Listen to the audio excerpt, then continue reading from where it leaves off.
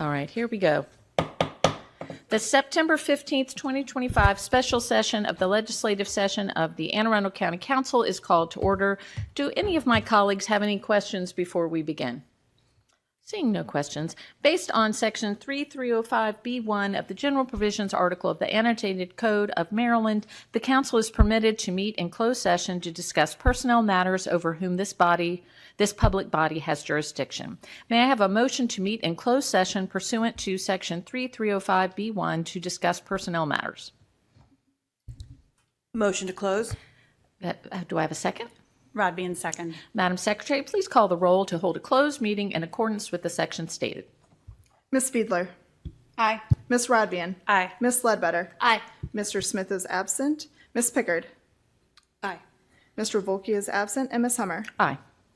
5 in the affirmative, 2 absent. The motion to go into closed session has passed. We will now adjourn our special meeting to go into closed session until 7 p.m. Following the closed session, we will reconvene in the chambers to hold our September 15th legislative session.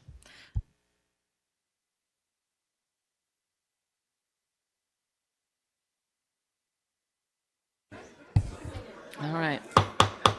The Anne Arundel County Council is now convened to hold the legislative portion of the September 15th, 2025 meeting. Please ensure all phones and electronic devices are set to silent. Ms. Rodbian will now lead us in the pledge and invocation.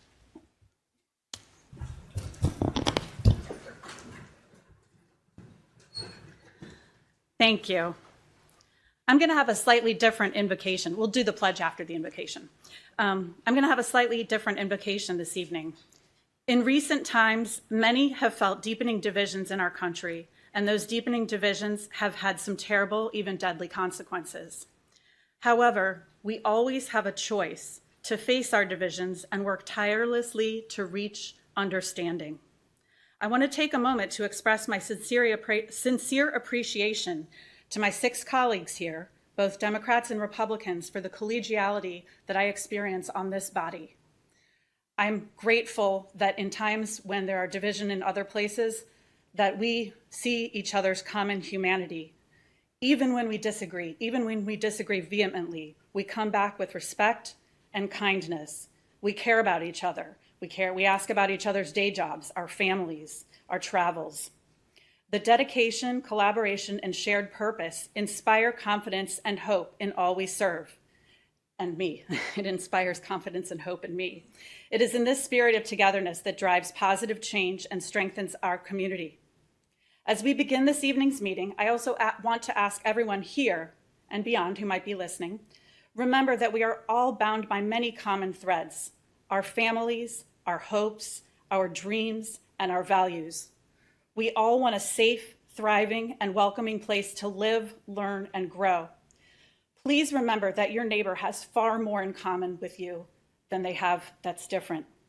Let us continue to foster unity, understanding, and respect among ourselves and extend that spirit to every household and individual in Anne Arundel County.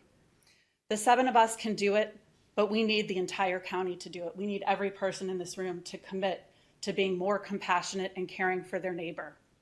And with that, I hope we achieve that in our meeting this evening, and I hope you will join me in the pledge. I pledge allegiance to the flag of the United States of America and to the republic for which it stands, one nation, under God, indivisible, with liberty and justice for all.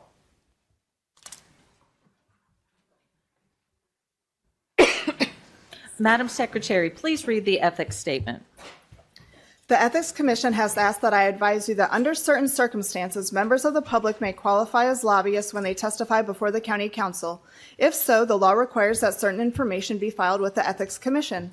The chair of the Ethics Commission has asked that those who wish to testify in any form review the general information on lobbying sheet located on the Ethics website under Forms and Publications. If there are any questions about lobbying requirements, please contact the Ethics Commission at 410-222-4412. Before we open our discussions and public hearings, I would like to remind everyone in attendance, whether testifying or as a member of the audience, that we must maintain decorum at all times within these chambers. Please understand that individual conversations in the audience are very disruptive to the proceedings, and I would kindly ask you to step out of the chambers if a side discussion is necessary. I also want to repeat that this is a business meeting, so there's no clapping or applause or anything like that in a meeting. Thank you. We will now open our invitation to the audience. This is an opportunity to speak briefly on any subject not included in the printed agenda. Madam Secretary, did we receive any testimony through the online testimony tool? Yes, Madam Chair. We received 3 pieces which were shared with the council, added to the record, and posted to the website. Okay. We will now call on individuals who signed up ahead of the meeting. When I call your name, please come up to the table and have a seat. When it is your turn, state your name and address for the record. Remarks will be limited to 2 minutes. Please listen for the buzzer and respect the 2-minute time limit as others are signed up to speak. If you have more than 2 minutes to share, I'm going to ask you to submit your additional thoughts using our online testimony tool. We've had one person sign up ahead of time, Laura Collins. And if there's anyone else here who wishes to speak on an item not on the agenda, please come up to the table and state your name and address and topic before making your remarks.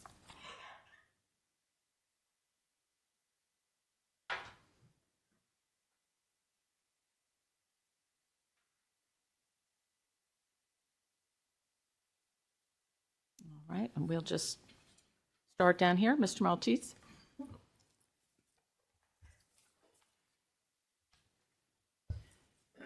Good evening. I'm Brendan Maltese, speaking as president of the Creekstone Village Townhouse Owners Association. I'm here tonight to ask you to move along the Jumpers Hole Road project. My advocacy on this issue dates back to 2017, which is the year I bought my house in Creekstone Village. I was going to spend a whole paragraph convincing you this project is necessary, but you already approved it. Now I need you to make sure that it actually happens. In 2021, we were told to expect construction to start in fiscal year 2025. That didn't happen.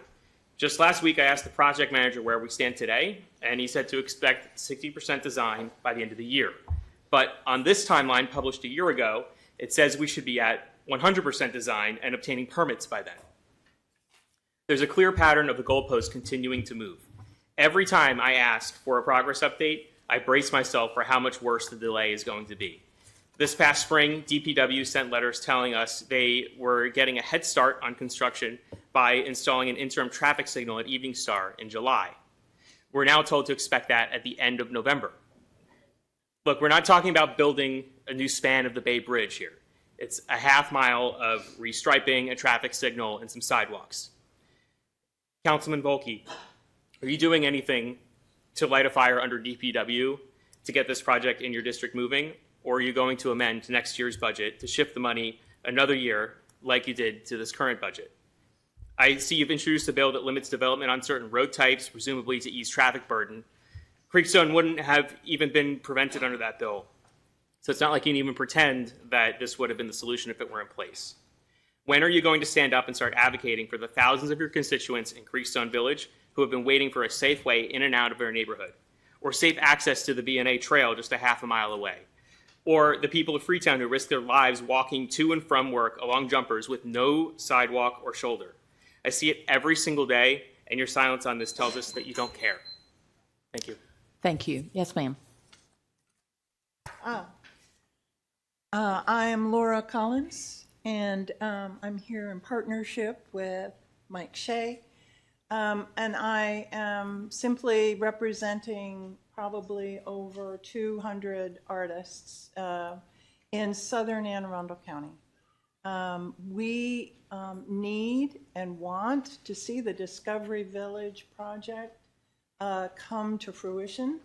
The Arts Lab needs a new home, and the Muddy Creek Artists Guild also needs a place for meeting, for showing art, for doing art with the community.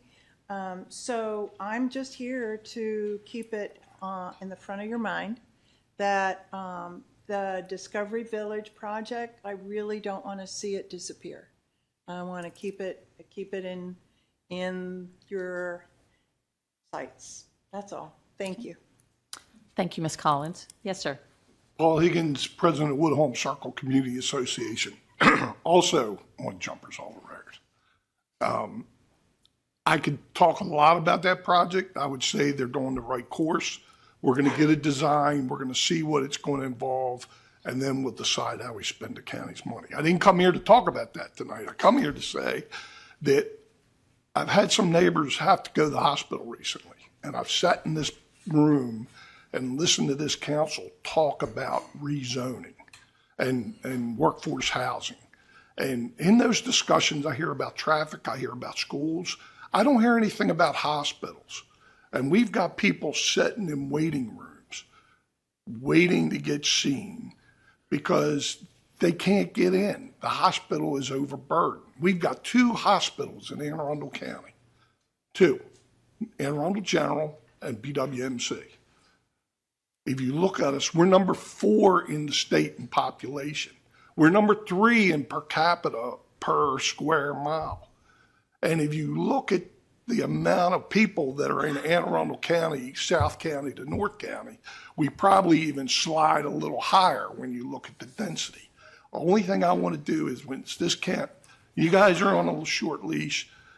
We need to get hospitals into the discussion before we develop all this land into workforce housing and not have a parcel that we can expand the campus like they did when they moved Anne Arundel General out of the city. They moved it out onto the campus it's on now because they had to support it.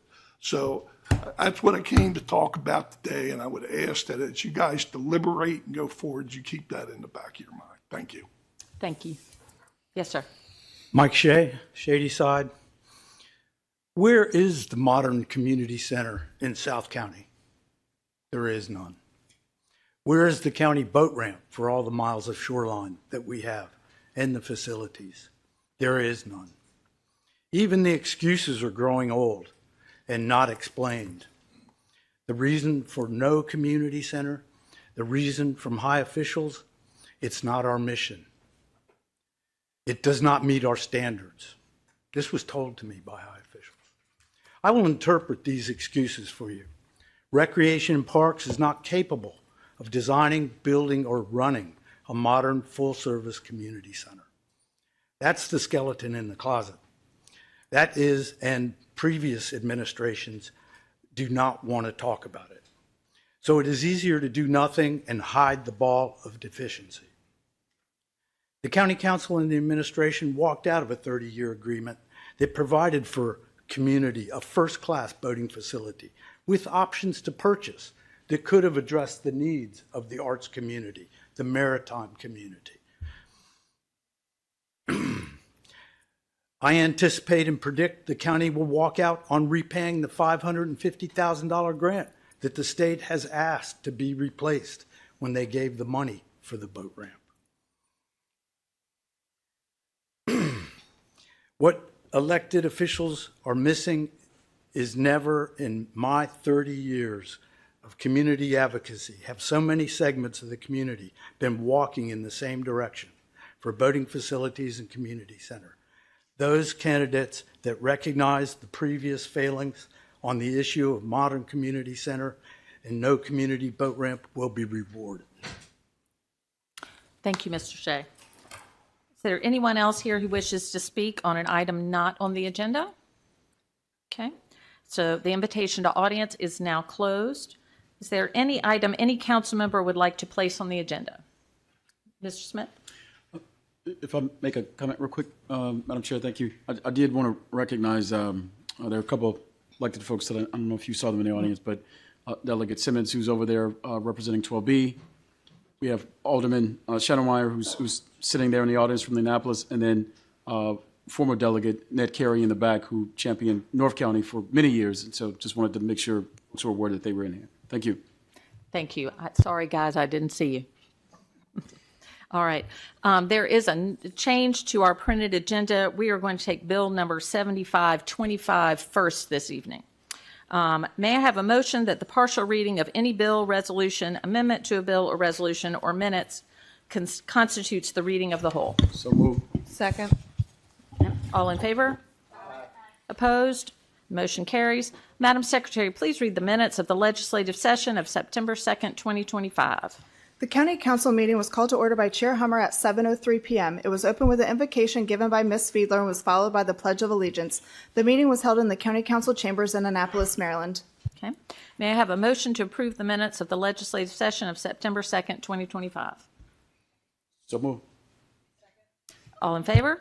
Aye. Opposed? Motion carries. The minutes of the legislative session of September 2nd, 2025 stand approved as read. Madam Secretary, please read the titles of the bills to be introduced this evening. Bill number 7825, an ordinance concerning capital budget and program, Odenton Mark TOD Development Phases 1 and 2A, Maryland 170 widening, Maryland 214 and Lock Haven Road, and campus improvements capital projects, supplementary and transfer of appropriations. Bill number 7925, an ordinance concerning construction and property maintenance codes, civil fines, international property maintenance codes, codes and supplement, air conditioning in multiple dwellings. Bill number 8025, an ordinance concerning approval of the amended and restated lease between Anne Arundel County, Maryland and Wiley Bates School, LLC. Bill number 8125, an ordinance concerning subdivision and development, adequate public facilities, adequate transportation facilities, mitigation, fees and securities, development impact fee credits. Bill number 8225, an ordinance concerning finance, taxation, and budget, real property taxes, 911 specialist property tax credit.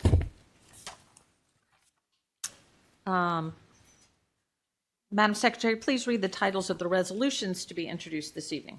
Resolution number 2525, resolution approving the designation of certain areas near Glen Burnie and Cromwell Light Rail Link Station as a transit-oriented development.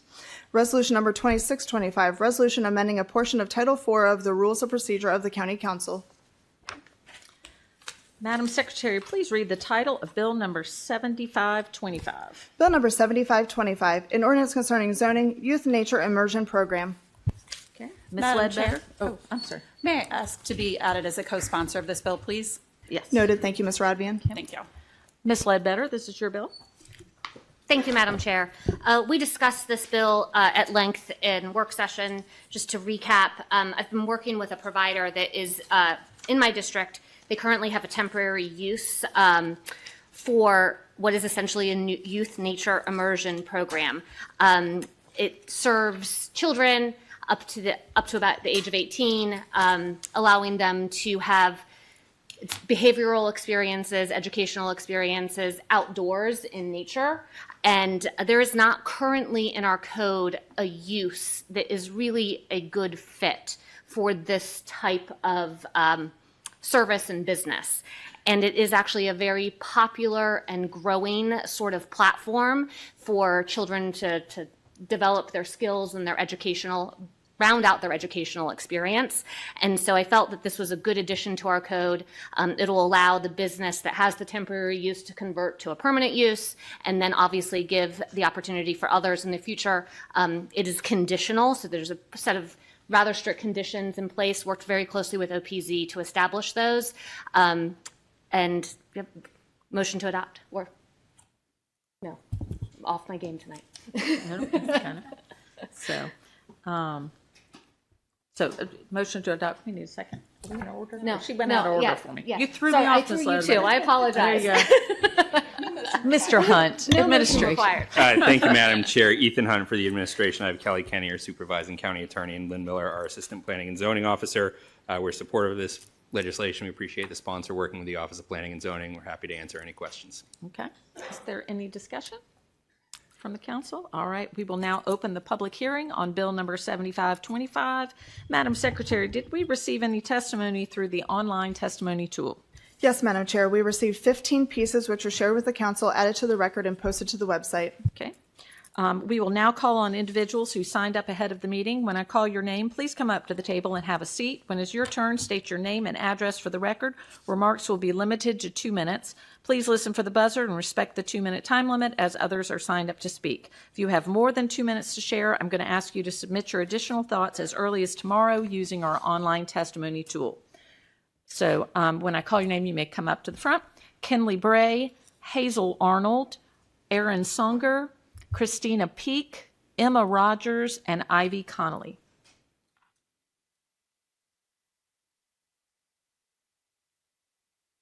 Any of them here? All right, well, I'm not seeing anyone. Is there anyone else here who wishes to speak on Bill number 7525? If so, you may come up at this time. All right. Seeing no movement, the public hearing on Bill number 7525 is now closed. Madam Secretary, please read the title of Bill number 7525. Bill number 7525, an ordinance concerning zoning youth nature immersion program. Are there people still in the lobby? I was told that the line was complete The line was complete, so. at the Okay. beginning of the meeting. All right. Okay. Is there any further discussion? Okay. Madam Secretary, please call the roll on Bill number 7525. Ms. Fiedler. Aye. Ms. Radbian. Aye. Ms. Ledbetter. Aye. Mr. Smith. Aye. Ms. Pickard. Aye. Mr. Volkey. Aye. And Ms. Hummer. Aye. 7 in the affirmative, none in the negative. Bill number 7525 has passed. All right. Madam Secretary, please read the title of Bill number 6525 as amended. Bill number 6525, an ordinance concerning finance, taxation, and budget, real property taxes, homeowners property tax credit program, total real property tax calculation of local supplement. All right. This is my bill. As we discussed during the budget process, I made a statement then that I would be coming back with some amendments to our existing public campaign financing bill to fix some areas that we did not realize were not complete for what they have. Am I Madam doing the wrong Chair? bill? I'm doing the wrong bill. I'm sorry. Oh, y'all are looking at me like I'm crazy, and that's why. So, Mr. Hunt, you talk. Thank you, Madam Chair. Ethan Hunt for the administration. We've been the same crew of people regardless at the table here. Ethan Hunt for the administration. I have Chris Trumbauer, our budget officer, Brian Schenker, tax billing manager, and Lori Blair Klossmeyer, our deputy county attorney. This bill was requested by the administration to modify the local supplement to the homeowners property tax credit program by increasing the threshold for assessed value from $350,000 to $400,000 to enable more county residents to qualify. It was discussed at a prior council meeting and at the last work session. It was also amended at the prior meeting to add some more flexibility in the income brackets. We're happy to answer any questions. Okay. Is there any discussion? All right. We will now open the public hearing on Bill number 6525 as amended. Madam Secretary, did we receive any testimony through the online testimony tool? Yes, Madam Chair, we received 10 pieces which were shared with the council, added to the record, and posted to the website. Okay.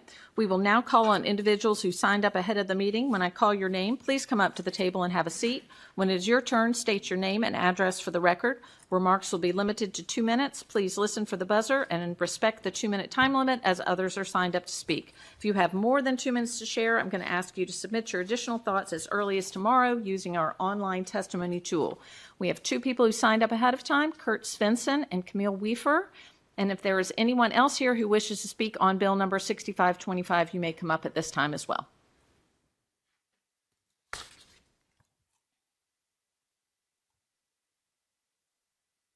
All right. Mr. Svensson? Hi, I'm Kurt Svensson, Arnold, Maryland. I'm here to support Bill 6525 as amended. I want to thank the County Council for your 6-to-1 vote in favor of the amendment to fully adjust for inflation the income tiers in the sliding scale used to determine who qualifies for protection and in what amount. I also want to note that there have now been 2 work sessions on this bill, and this is the second public hearing, so there's been plenty of time for deliberation. Since it appears as though no further amendments will be introduced, I'm not going to speak directly to my written testimony. Instead, I want to focus on our thanks for the 6-to-1 vote for the amendment at your last meeting, and to ask all of you to honor that vote by approving Bill 6525 as amended. In recognition of tonight's full agenda, others have agreed not to speak tonight, but to demonstrate their support for this bill as amended, I'm asking all of those in the audience tonight to please stand up to show your support. Thank you.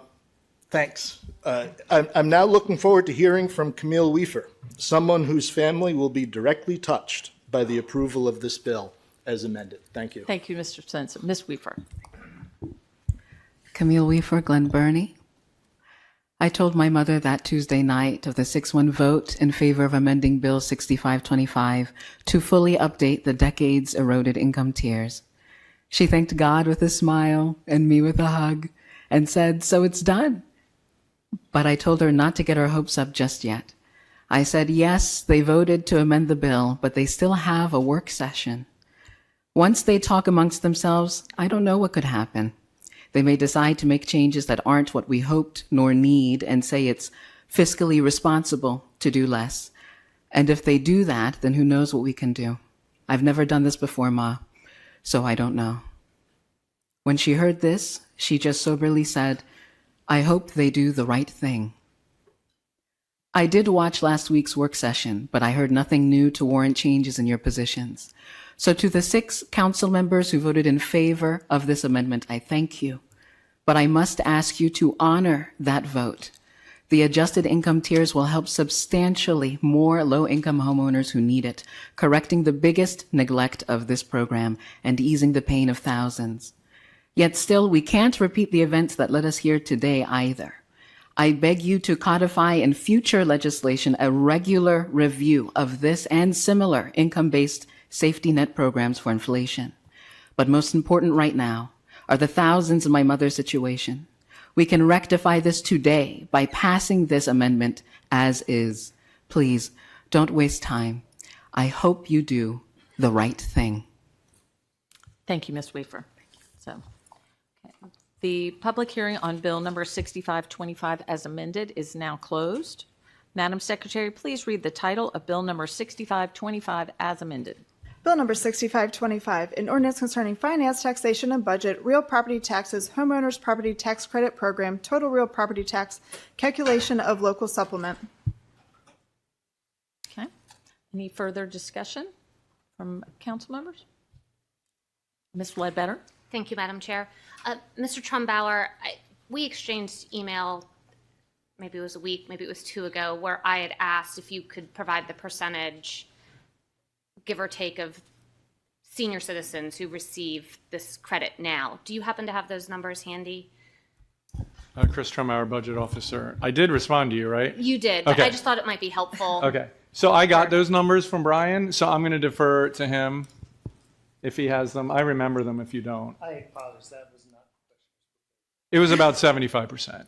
That's what I that's It what was I read as 75 well. to 80%. Yeah. But again, all we can do is look at the past applicants and Right. we can extrapolate out. So if it ends up being, slightly different, don't hold that against me. In a Understand. year's You can time. only speak about the data that you have. You Absolutely. can't talk to data that's Yeah, in the but future. I'm so- comfortable saying that they make up a considerable portion, and it was about 3/4 based on the sample size that Brian analyzed. Thank you. Any other questions, comments? All right. Madam Secretary, please call the roll on Bill number 6525 as amended. Ms. Fiedler.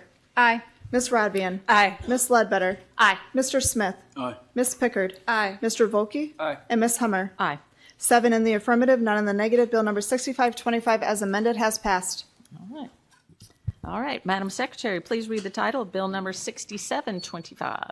Bill number 6725, an ordinance concerning floodplain management, erosion and sediment control, and stormwater management, clearing and pruning. Mr. Hunt? Thank you, Madam Chair. Ethan Hunt for the administration. With me, I have Eric Michelson, our Senior Environmental Policy Officer and Deputy Director of the Bureau of Watershed Protection and Restoration, Raghu Badami, our Assistant Director of INP, Nathan Markline, our Code Enforcement Administrator, and Kelly Kenny, our Supervising County Attorney. We did have a pretty spirited conversation about this at the work session. The purpose of this legislation is to clarify some of the existing county practices with regard to tree trimming or pruning, particularly in the critical area buffer and steep slopes. While the county has taken enforcement of these violations in the past, this legislation is intended to clarify some of the perceivable ambiguities. It also allows for pruning and vegetative management in larger areas than currently allowed, over 5,000 square feet, by a much simpler process than the current grading permit requirement. It creates a habitat enhancement plan, which will allow for the approval of pruning trees and vegetative management for up to 1 acre of land. The legislation creates a separate category of pruning, including a definition to separate that activity from the definitions of clearing or grading.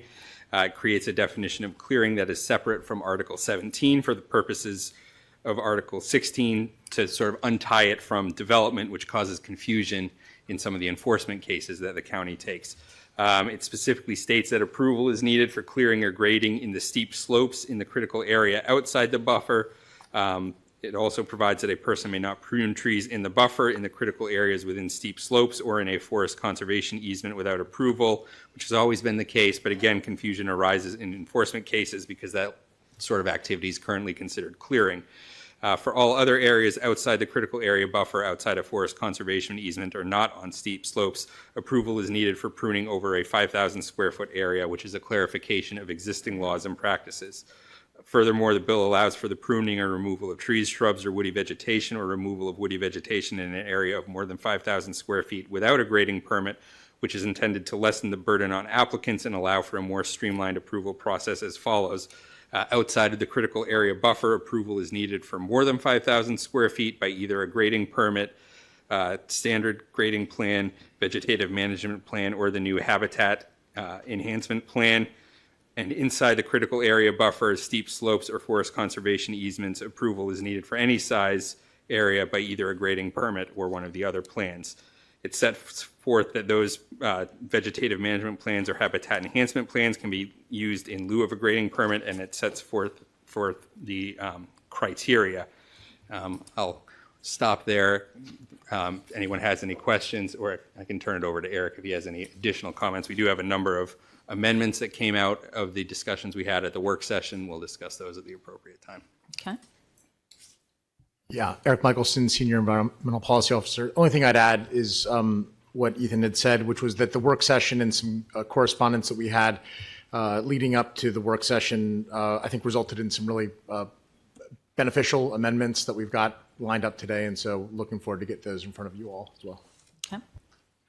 Is there any discussion on the council? All right, we will now open the public hearing on bill number 6725. Madam Secretary, did we receive any testimony through the online testimony tool? Yes, Madam Chair, we received one piece which was shared with the council, added to the record, and posted to the website.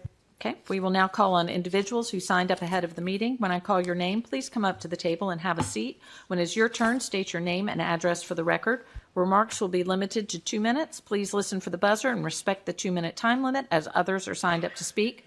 If you have more than 2 minutes to share, I'm going to ask you to submit your additional thoughts as early as tomorrow using our online testimony tool. We have one person signed up ahead of time, Fletcher Thompson. If there's anyone else here who wishes to speak on bill number 6725, you may come up at this time as well.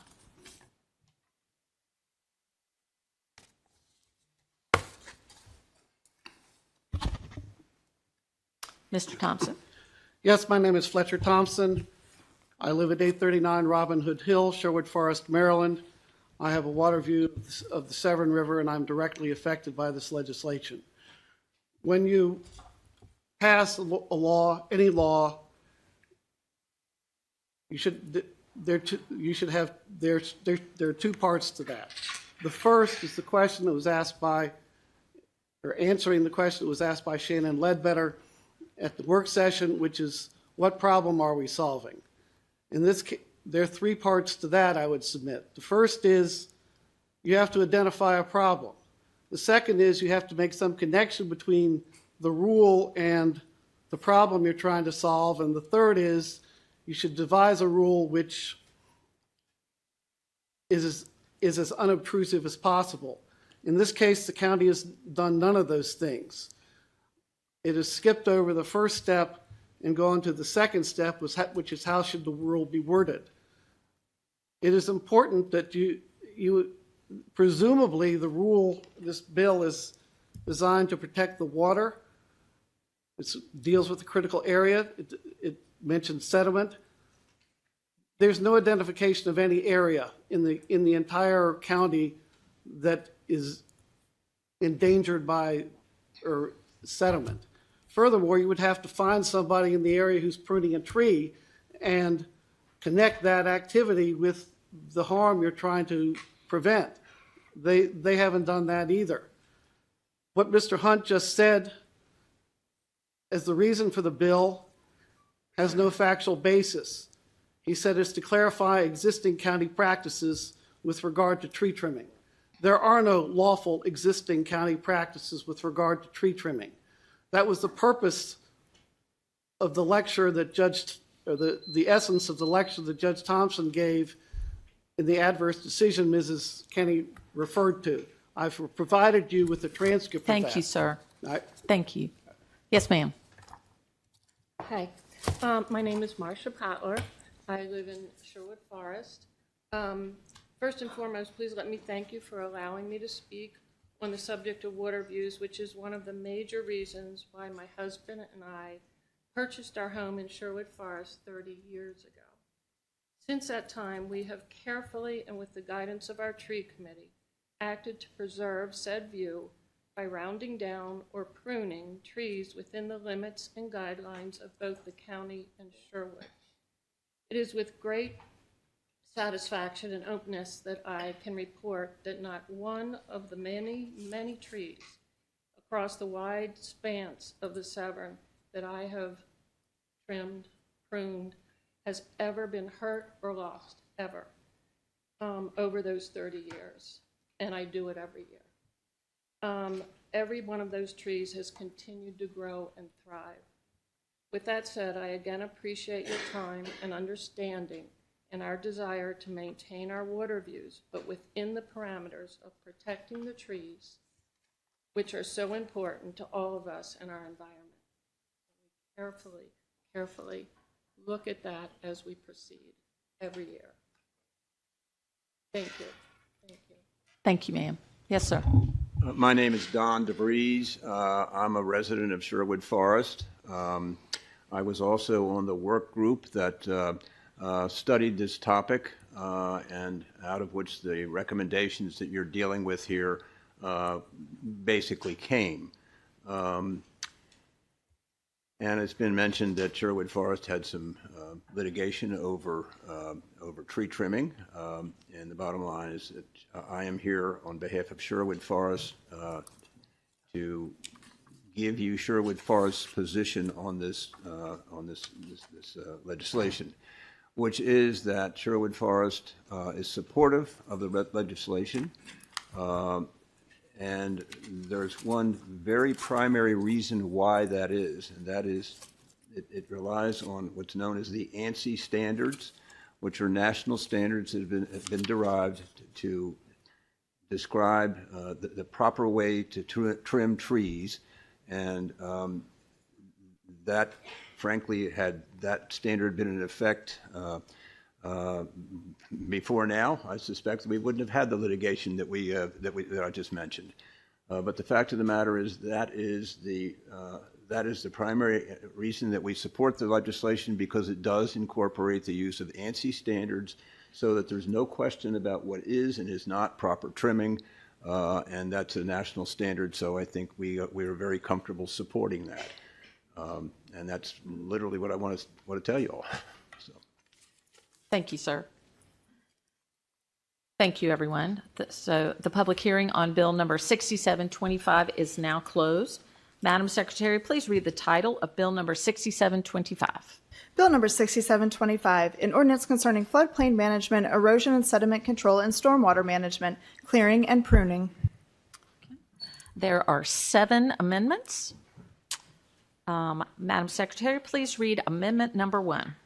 Amendment number 1. This amendment revises the definition of clearing to clarify it includes removal by manual, mechanical, or chemical means. Okay. This is administration's amendment. Mr. Hunt? Yeah, Eric Michelson, Senior Environmental Policy Officer. We, just based on some feedback we received from folks who had reviewed the bill, we thought having some clarification on the various strategies that qualified as clearing in terms of the various methodologies helped provide some clarity within the bill, so we've suggested this amendment. All right, may I have a motion to adopt? Okay, any discussion? Ms. Fiedler? Thank you, Madam Chair. Quick question as I read over this amendment. What about the removal of invasive species like vines? Because, I'm sorry, ivy. That is used or was used at one point as ground cover. Now it's, as you know, taken over a lot of our forested areas. Would that be allowable?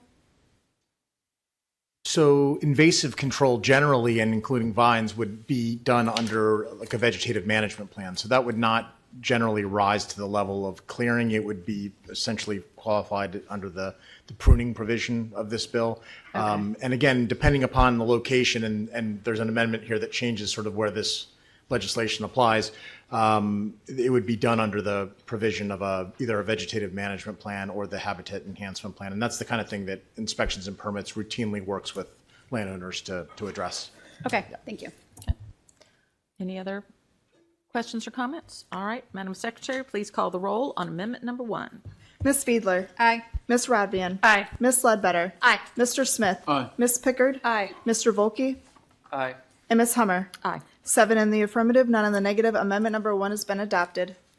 Madam Secretary, please read amendment number 2. Amendment number 2. This amendment removes a prohibition on certain pruning on property outside the critical area and on property in certain parts of the critical area. Okay. Mr. Hunt? Eric Mr. Michelson, Michelson. Senior Environmental Policy Officer.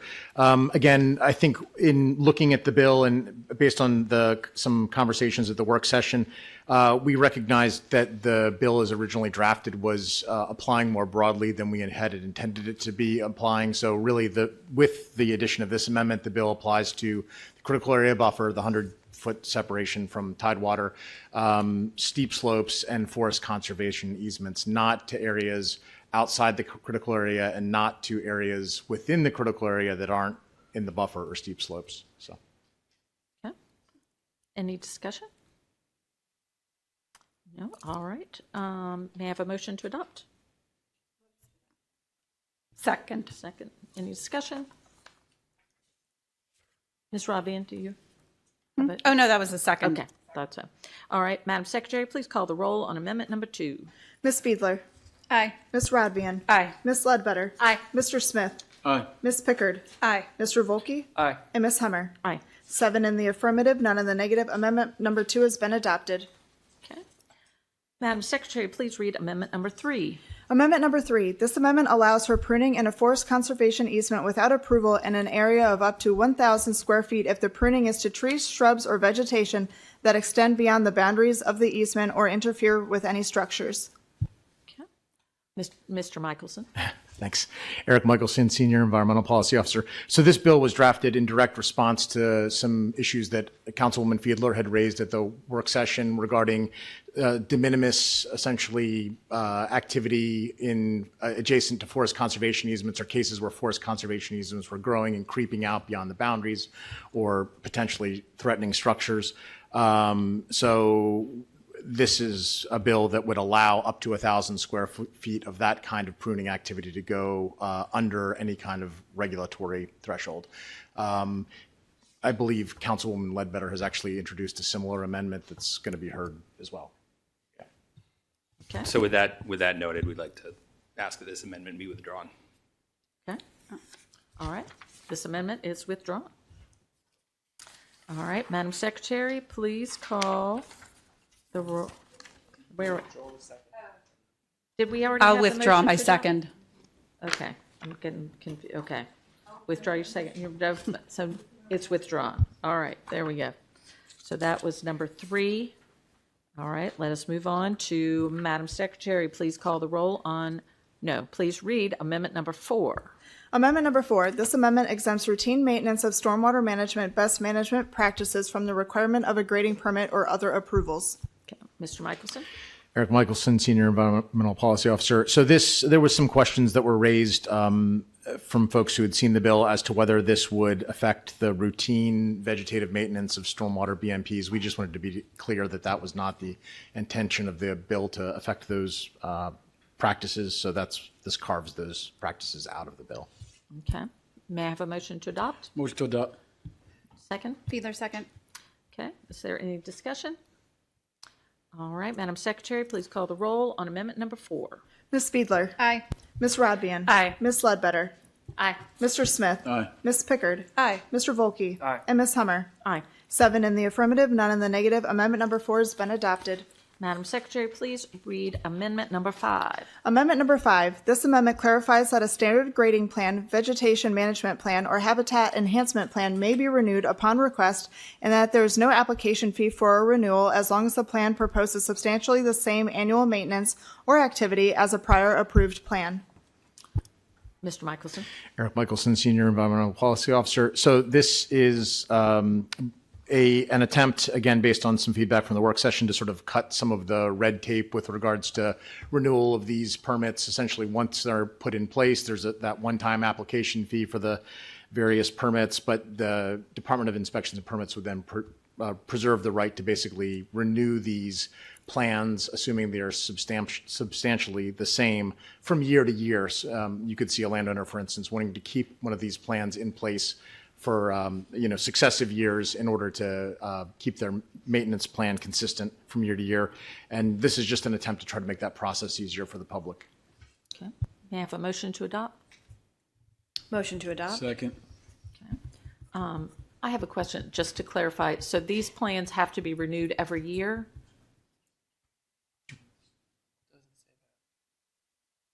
Says it waives the fee, but how often do they have to be renewed? Raghu Badami, Assistant Director, Inspections and Permits. It really depends on the type of plan, and that's, so the way this amendment is put in, as a part of the approval, there would be a renewal period that would be specified if it needs to be renewed.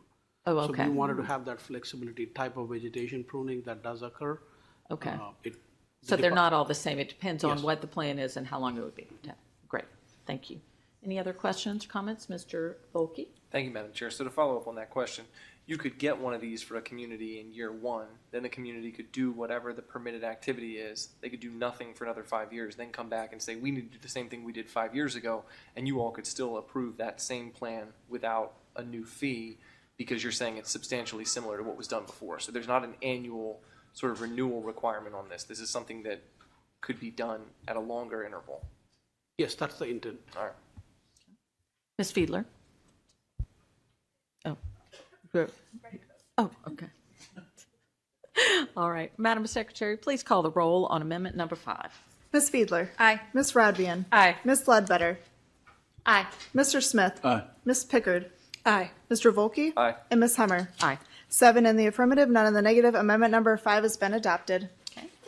Madam Secretary, please read amendment number 6. Amendment number 6. This amendment removes a prohibition on removing more than 25% of the living canopy of a tree or shrub. Mr. Michelson? Yes, Eric Michelson, Senior Environmental Policy Officer. So this language had been inserted in the bill, and our determination is that simply referring to the ANSI standards, which speak to this issue, are sufficient. So we didn't want to feel the need to have additional language above and beyond those professional standards in the code, and this just removes that specific direction. Okay. May I have a motion to adopt? Rodvian, so moved. Second. Okay. Any discussion? Ms. Fiedler? Thank you, Madam Chair. How does, I know we haven't gotten to amendment number 7 yet, but how do the amendment number 6 and 7 work together? So amendment number 7 is Councilwoman Ledbetter's amendment, which is for forest conservation easements. So that's pertaining to the issues, generally outside the critical area buffer, outside the steep slopes. It's sort of those standalone properties, or the standalone easements that you had mentioned, that are recorded on some individual lots. Okay, perfect. Yes. So we're in the vegetation management plans and habitat enhancement plans. Correct. That's what this is for. Okay, yes. Thank you. Okay. Any other comments or questions? Madam Secretary, please call the roll on amendment number 6. Ms. Fiedler. Aye. Ms. Rodvian. Aye. Ms. Ledbetter. Aye. Mr. Smith. Aye. Ms. Pickard. Aye. Mr. Volkey. Aye. And Ms. Hummer. Aye. 7 in the affirmative, none in the negative. Amendment number 6 has been adopted. Madam Secretary, please read amendment number 7. Amendment number 7. This amendment allows for pruning in a forest conservation easement without approval in an area of up to 2,500 square feet. All right. Ms. Ledbetter? Thank you, Madam Chair. This amendment came out of the discussions that we had at work session. This just seemed to be a common sense approach. It does exactly what it says. It allows for pruning in a forest conservation easement without approval in an area of up to 2,500 square feet. Motion to adopt. Rod being second. All right. Is there any administration? I'm sorry. I'll just say, again, I really appreciate this topic coming up at the work session because as I got into having conversations about this with folks in other parts of the county, it had kind of been a lingering issue that had been maybe just unresolved and sort of was being handled administratively. And so, the bill wasn't originally intended to address this, but I think it's as good a time as any to really tackle this and make sense. Okay. All right. Is it Mr. Smith? And that was just for the administration was supportive of the amendment, correct? All right, thank you. So, all right. Any other discussion? All right. Madam Secretary, please call the roll on amendment number 7. Ms. Fiedler. Aye. Ms. Rodvian. Aye. Ms. Ledbetter. Aye. Mr. Smith. Aye. Ms. Pickard. Aye. Mr. Volkey. Aye. And Ms. Hummer. Aye. 7 in the affirmative, none in the negative. Amendment number 7 has been adopted. Okay. Bill number 6725 as amended will be heard on October 6, 2025. Madam Secretary, please read the title of Bill number 6825. Bill number 6825, an ordinance concerning zoning, animal rescue.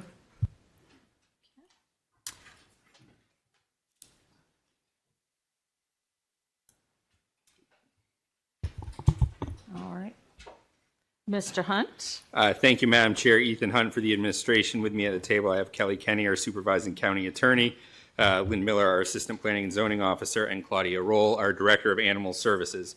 Bill 6825, introduced at the request of the administration on behalf of OPZ, is to amend Article 18 to add a new use of animal rescue operations in the zoning code and allow it in certain zoning districts. Department of Animal Services was also consulted on this bill and feels that there is a need for additional animal rescue services in the county. It defines an animal rescue as a facility for short-term animal care and adoption services, explicitly excluding commercial activities like kenneling, breeding, sale, training, or grooming. I will also note the current definition includes a requirement that a individual be on site overnight. We will be introducing an amendment to remove that, because there are some animal rescues that do not have people on site overnight, and in consultation with the professionals, we do not feel that that is necessary. It also has some setback requirements. Bill requires that animals be spayed or neutered upon arrival. There's a maximum of 30 cats allowed in a facility at one time, and there are some additional amendments that we will discuss at the appropriate time that will make some changes to some of these provisions. Several of them came about as results of suggestions from the Animal Welfare Council, but I can turn it over to Lynn and Claudia if they have any additional comments. Other than that, we're happy to take any questions. Okay. Is there any discussion? Anyone? Mr. Volkey? Thank you. How did you decide which zoning districts were appropriate to have this new use located in those zoning districts? Lynn Miller, Planning and Zoning. We looked at where the code currently allows somewhat similar uses, such as commercial kennels, veterinary clinics, et cetera, and sort of went from there. I mean, I'm looking specifically at the commercial districts. So you're allowing it in C4, but not in any of the other commercial districts. Is there a reason for that? We were treating that similarly to commercial kennels, and the thought there was that if the animal clinic or if the animal rescue includes dogs, for example, that are logically going to need some amount of time outdoors, that might not be the best use. Having said that, we do have some amendments prepared for tonight, and we are proposing to expand these into some additional zoning districts. Got it. Thank you. All right, we will now open the public hearing on Bill number 6825. Madam Secretary, did we receive any testimony through the online testimony tool? Yes, Madam Chair, we received 5 pieces which were shared with the council, added to the record, and posted to the website. Okay. We will now call on individuals who signed up ahead of the meeting. When I call your name, please come up to the table and have a seat. When it's your turn, state your name and address for the record. Remarks will be limited to 2 minutes. Please listen for the buzzer and respect the 2-minute time limit as others are signed up to speak. If you have more than 2 minutes to share, I'm going to ask you to submit your additional thoughts as early as tomorrow using our online testimony tool. For those who have signed up, Caitlin Neal, Linda Mazer, and Adriana Jordan, And if there's anyone else here who wishes to speak on Bill number 6825, you may also come up at this time.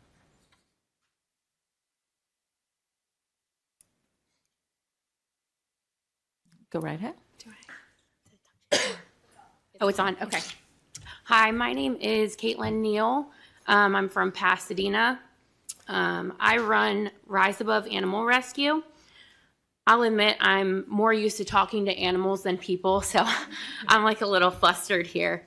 But since 2018, our organization has saved the lives of over 5,000 animals.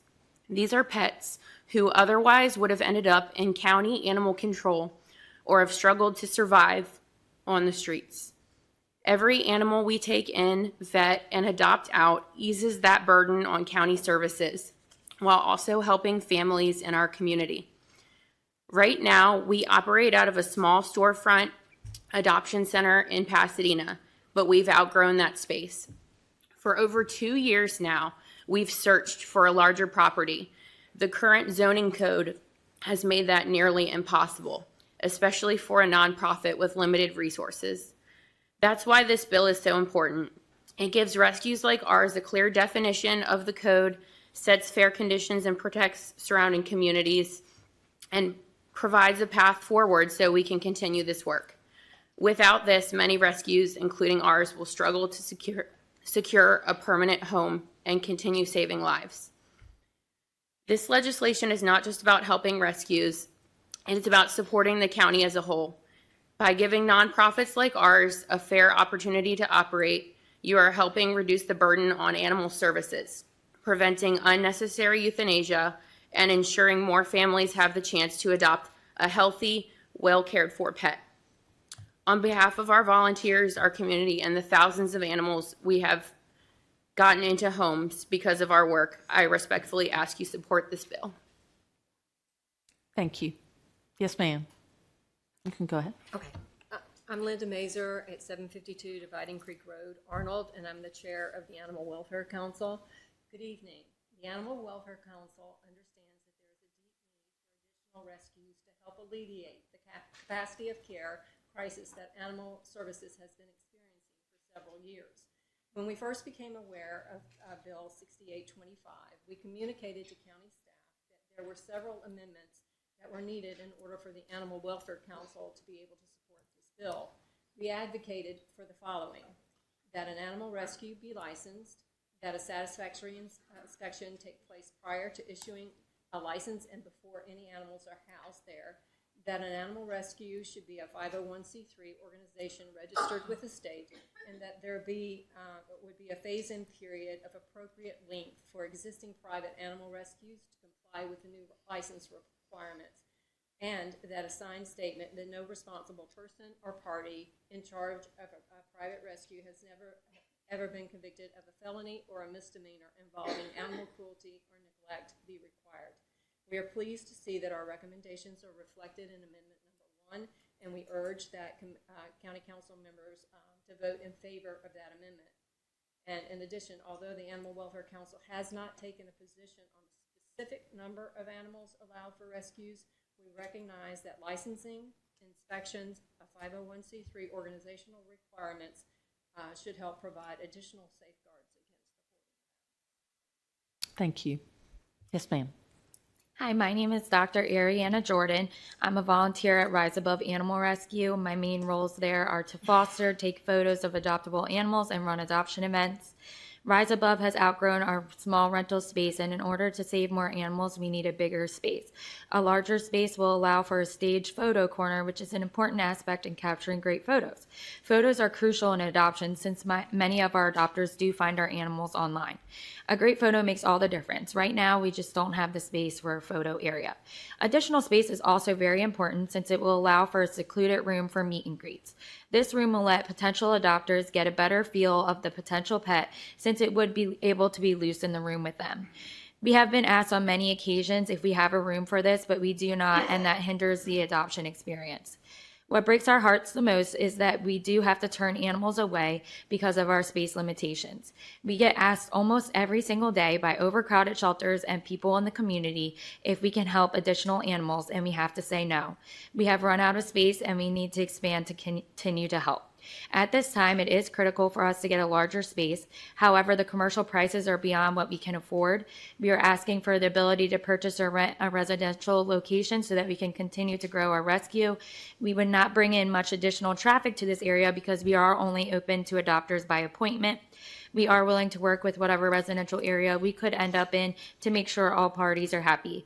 Please support our bill to allow the rescue to rent or purchase a residential area so we can continue to help animals in need, people in the community, and overcrowded shelters. Thank you. Yes, sir. Dr. Kip Imperato, live in 20 Laymar Road, Glen Burnie.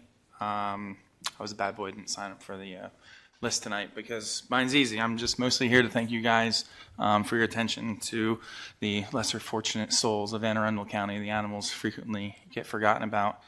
So I always love to see these types of issues brought before you.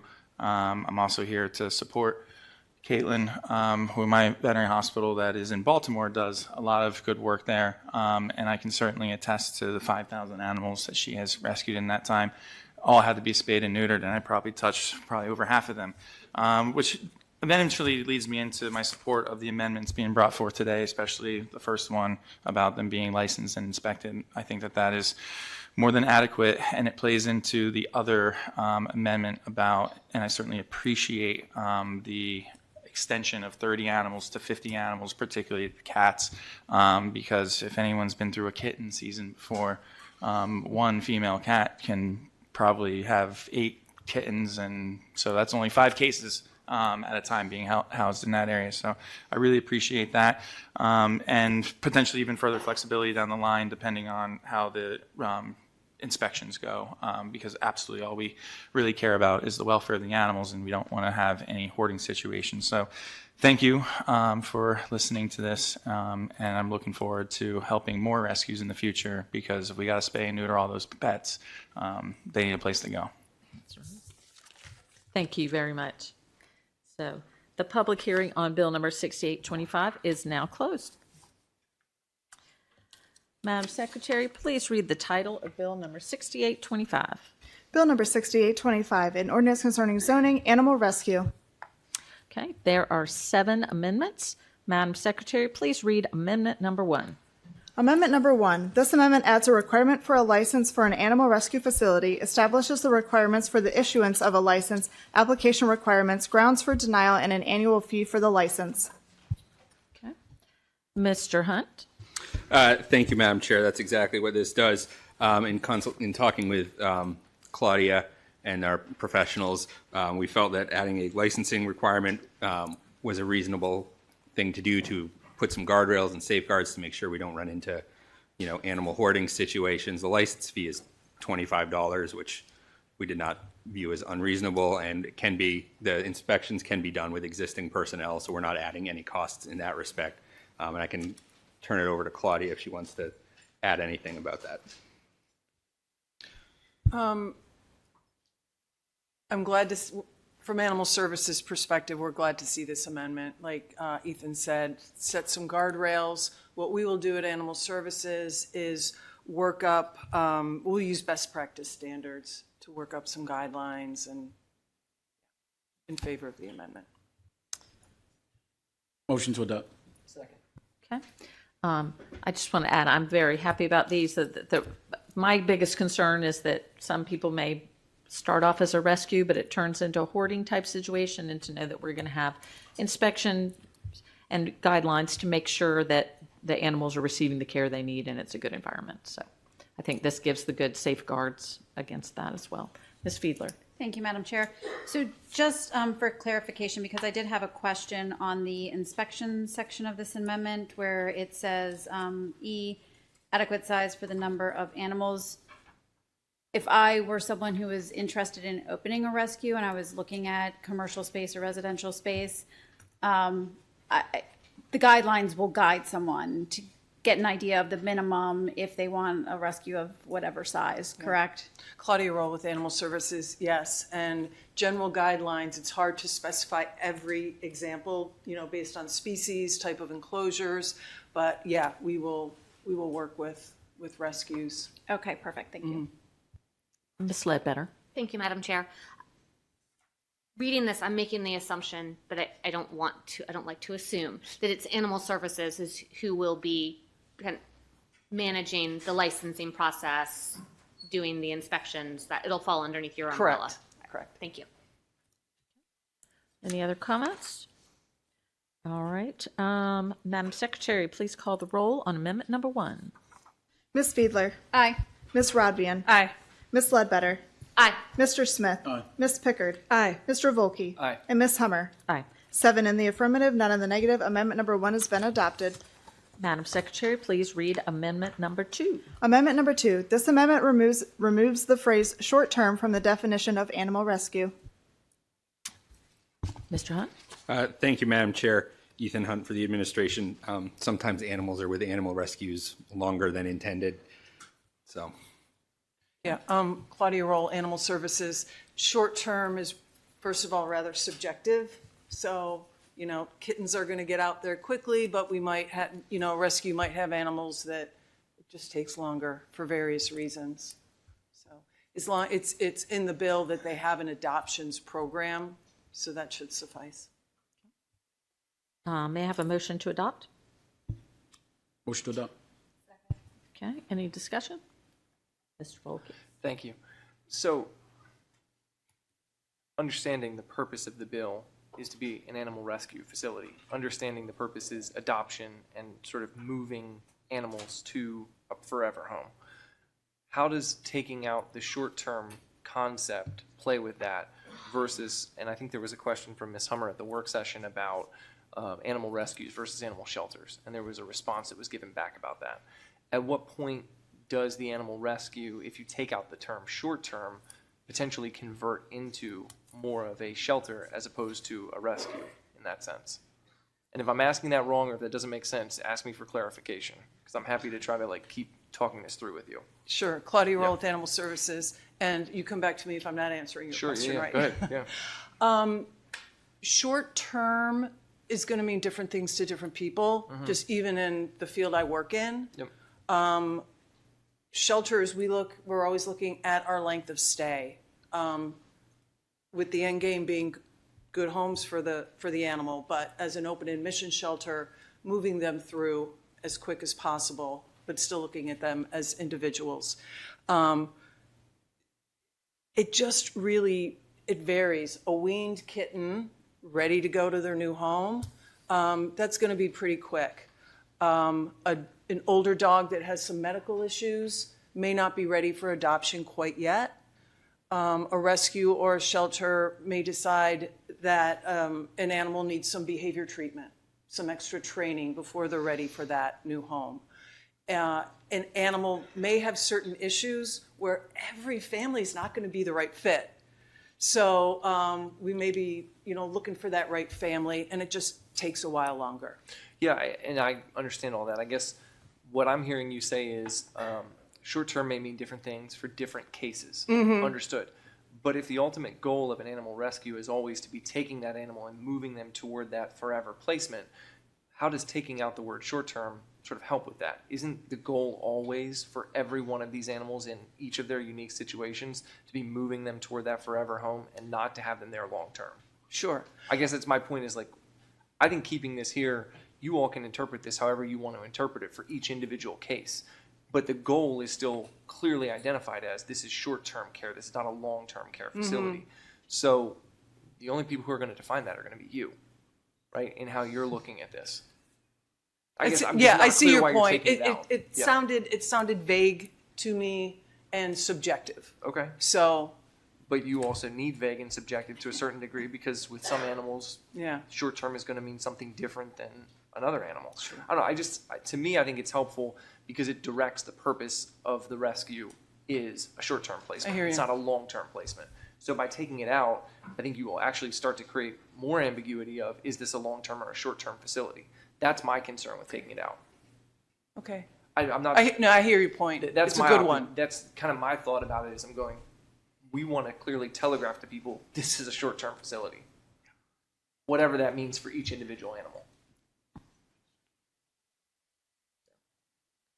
Any other? Oh, we have a whole lot here. Ms. Fiedler. Thank you, Madam Chair. Looked over that one. If I remember correctly from the work session, shelter versus rescue, it's almost like the animal hospital versus veterinary clinic. In industry standards, they're interchangeable. Am I remembering that correctly? Correct. Okay. And Mr. Volke, just for your knowledge, I guess because of what I look for on social media, I get a lot of animal rescue stuff in my news feed, and there are unfortunately animals that are in rescues for five years or more. So, Ms. Rabia.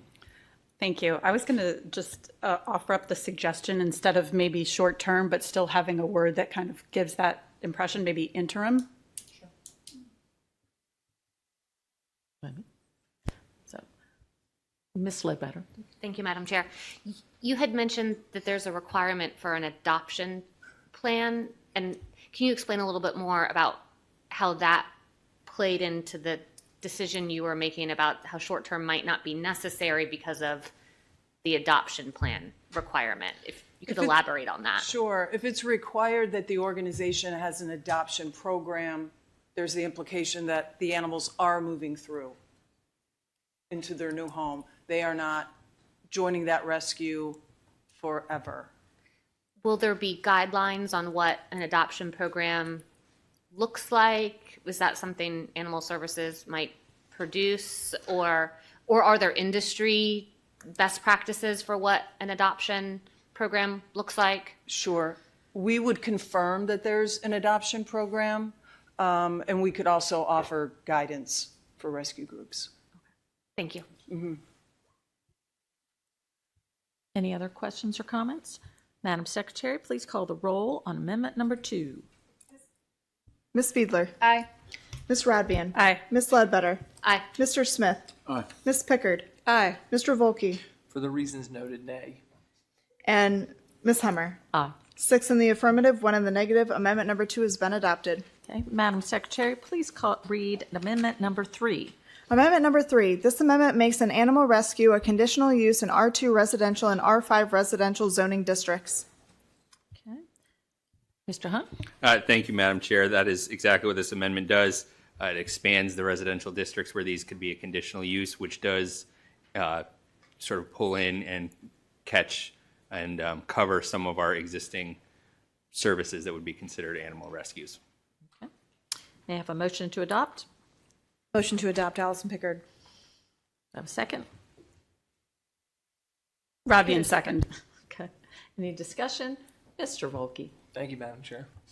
So I'm going to be more excited about your next one that expands this in commercial districts. But can you talk me through how putting this in R2 or R5, how do you see that working? Because my understanding of R5 is you could be in a townhouse community. So you could have a townhouse with potentially up to 50 cats. No? I see people shaking their heads. So just walk me through what part of it I'm missing then. Well, Is it the acreage requirement? Is that it? Okay, I got you. Which is another part of it. Okay. Go ahead, Ms. Miller. Please, jump in. No. Still, just for the benefit, just walk me through. But yeah. sure, Lynn Miller, Planning and Zoning. If someone were operating it out of a townhome, it would be considered a home occupation. So Okay. the bill treats that differently. So Gotcha. you wouldn't be operating an animal rescue per se out of a townhome. So if it's under the home occupations on page 4 of your bill, it says the total number of dogs, cats, livestock, or fowl on the property at any time does not exceed the number permitted to be kept on the property under 18.4104. Is that the limitation? Yes, so that basically means that the number of animals that any townhome or other property owner could have now would be what they would be limited to. The maximum. Okay, Yeah. got you. Okay. Ms. Fiedler? Thank you, Madam Chair. Same line of question. So I see, is it commercial kennels are special exception in RA, RLD, and R1, as are animal hospitals and vet clinics, special exception.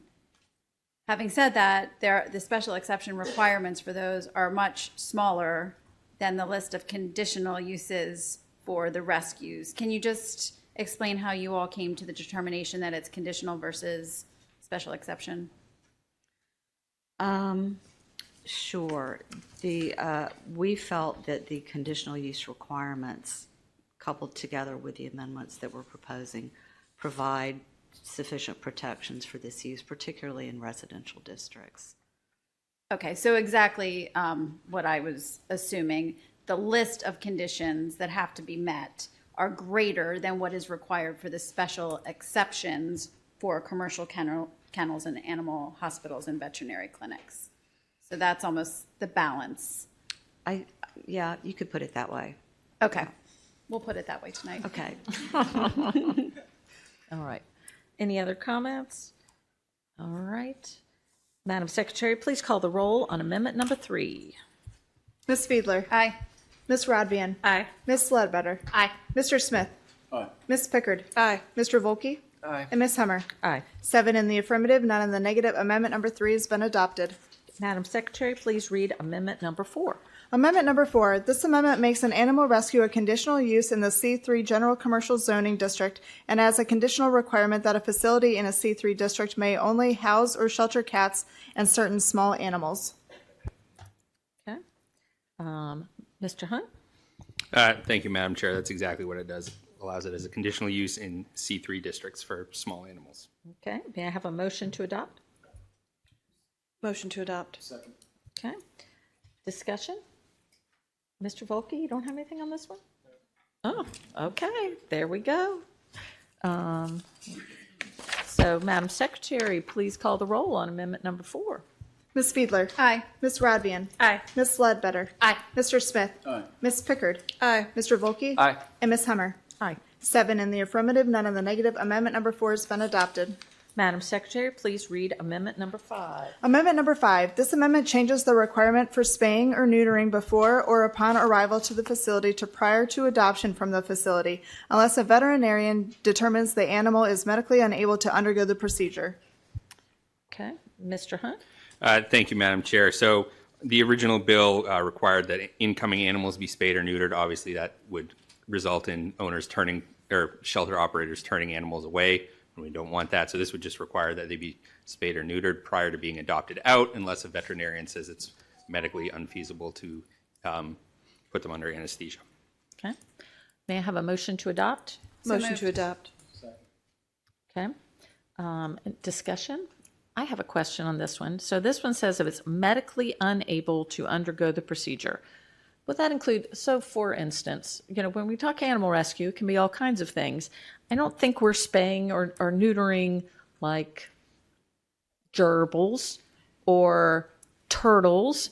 So would those be ones that are medically unable to undergo the procedure? Do we need to be more specific on which animals don't need to be spayed and neutered? I don't think we need to be more specific because it might be some of those, really the littles. Right, the littles, It's not yeah. the littles.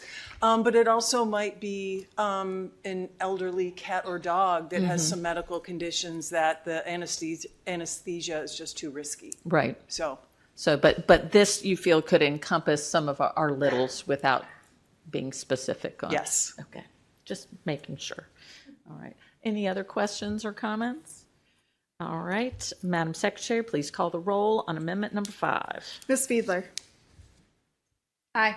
Ms. Rodvian. Aye. Ms. Ledbetter. Aye. Mr. Smith. Aye. Ms. Pickard. Aye. Mr. Volkey. Aye. And Ms. Hummer. Aye. 7 in the affirmative, none in the negative. Amendment number 5 has been adopted. Madam Secretary, please read amendment number 6. Amendment number 6. This amendment increases the number of cats permitted at an animal rescue facility at one time from 30 to 50. Okay. Mr. Hunt? Thank you, Madam Chair. That's what this one does. It increases the number of cats that are allowed. We did have a request to go much higher, but the professionals at Animal Services felt this was the maximum they were comfortable with. So, may I have a motion to adopt? Motion to adopt. Second? Do I have a second? Okay. All right. Any discussion? about this. I will say that I was curious about this, but then I thought about kitten season, and you could very, very quickly get to 50 in like 3 days. And so to have a little room, but as I said, more comfortable with the licensing process, that y'all will make sure that we're not having extremes there. Mr. Volke. All right, I do have a question on this one. So I asked this question a couple minutes ago, now that we just amended to allow this in R5. And I said, what about the acreage? I'm looking on page 4 of the bill, and again, just walk me through. For an animal rescue in a residential district, the facility shall also comply with the following. Except for a facility solely for cats, the facility shall be located on a lot of at least 3 acres. Right? So what's the minimum acreage requirement in R5 if it's just for cats? If you have 50 cats, what's the minimum? There's not one in the bill, but so you would again revert back to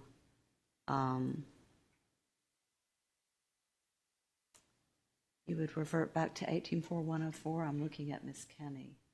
Right, Cali County Supervising County Attorney. So in the scenario you asked about before where it was in somebody's townhome, Yeah. that would only be allowed if it was a home occupation. And so that would be restricted under the very last part of the bill, which, as Ms. Miller said, brings you back to 184104. And that is that sets forth the limit on animal units. I don't know exactly what it is for cats, but it's not very high. But that And what part of the bill makes you go back to a home occupation for an animal rescue in R5? Because you wouldn't have a separate animal rescue facility. You can't, your principal use would be your dwelling. So if you had the facility, if you were operating it in your townhome, it would be a home occupation. You're talking about somebody who's operating that animal rescue in their townhome. Right, and I'm asking you specifically, why would a townhome in R5 be a home occupation as opposed to a standalone animal rescue? Why does it fall under home occupation? Like what in the bill specifically makes it fall in that category? I think that's just the way the reality would be for a townhome, because you wouldn't be able to have it any other way. You would have, especially on a lot like that. Right?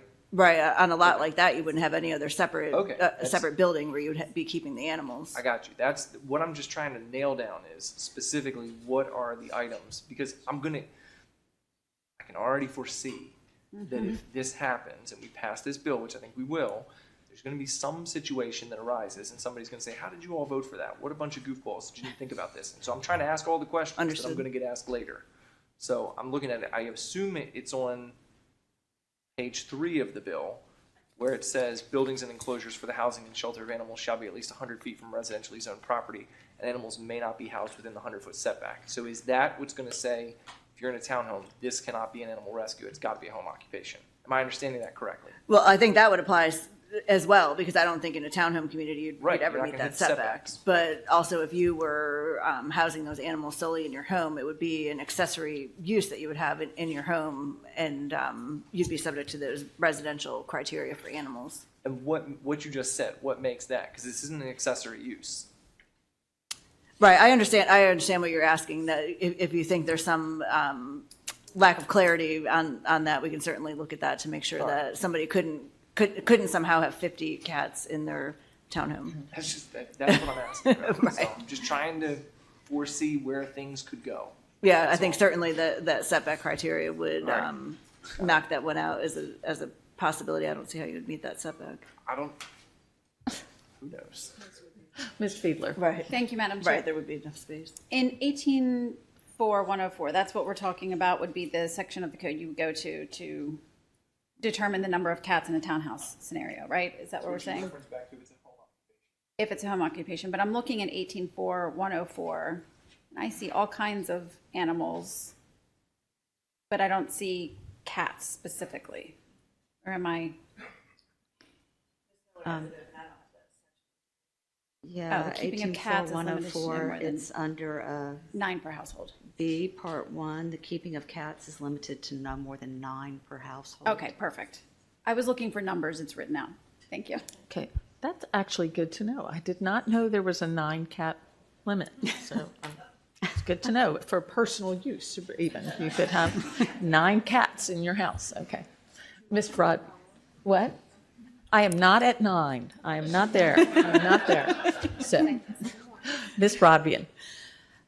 I wanted to ask Is there a reason that we need to have R5 in this bill at all? Yes, there is.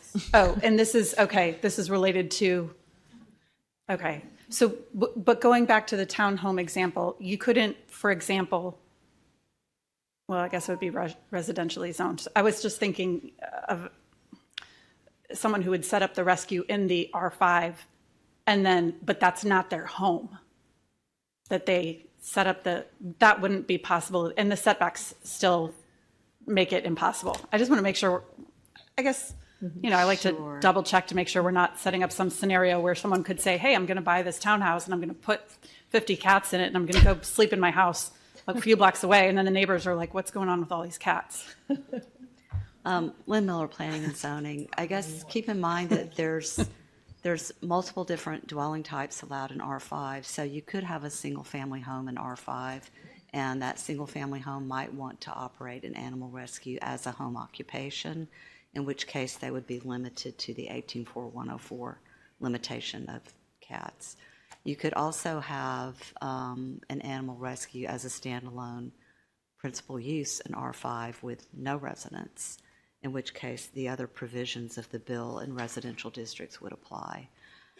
What Ms. Kitty, I think the scenario that you're not likely to find, as Ms. Kenny said, is an animal rescue operating out of a townhome. I don't think that would work.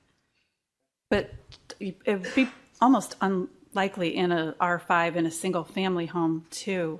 I guess not impossible though, so I will let it go.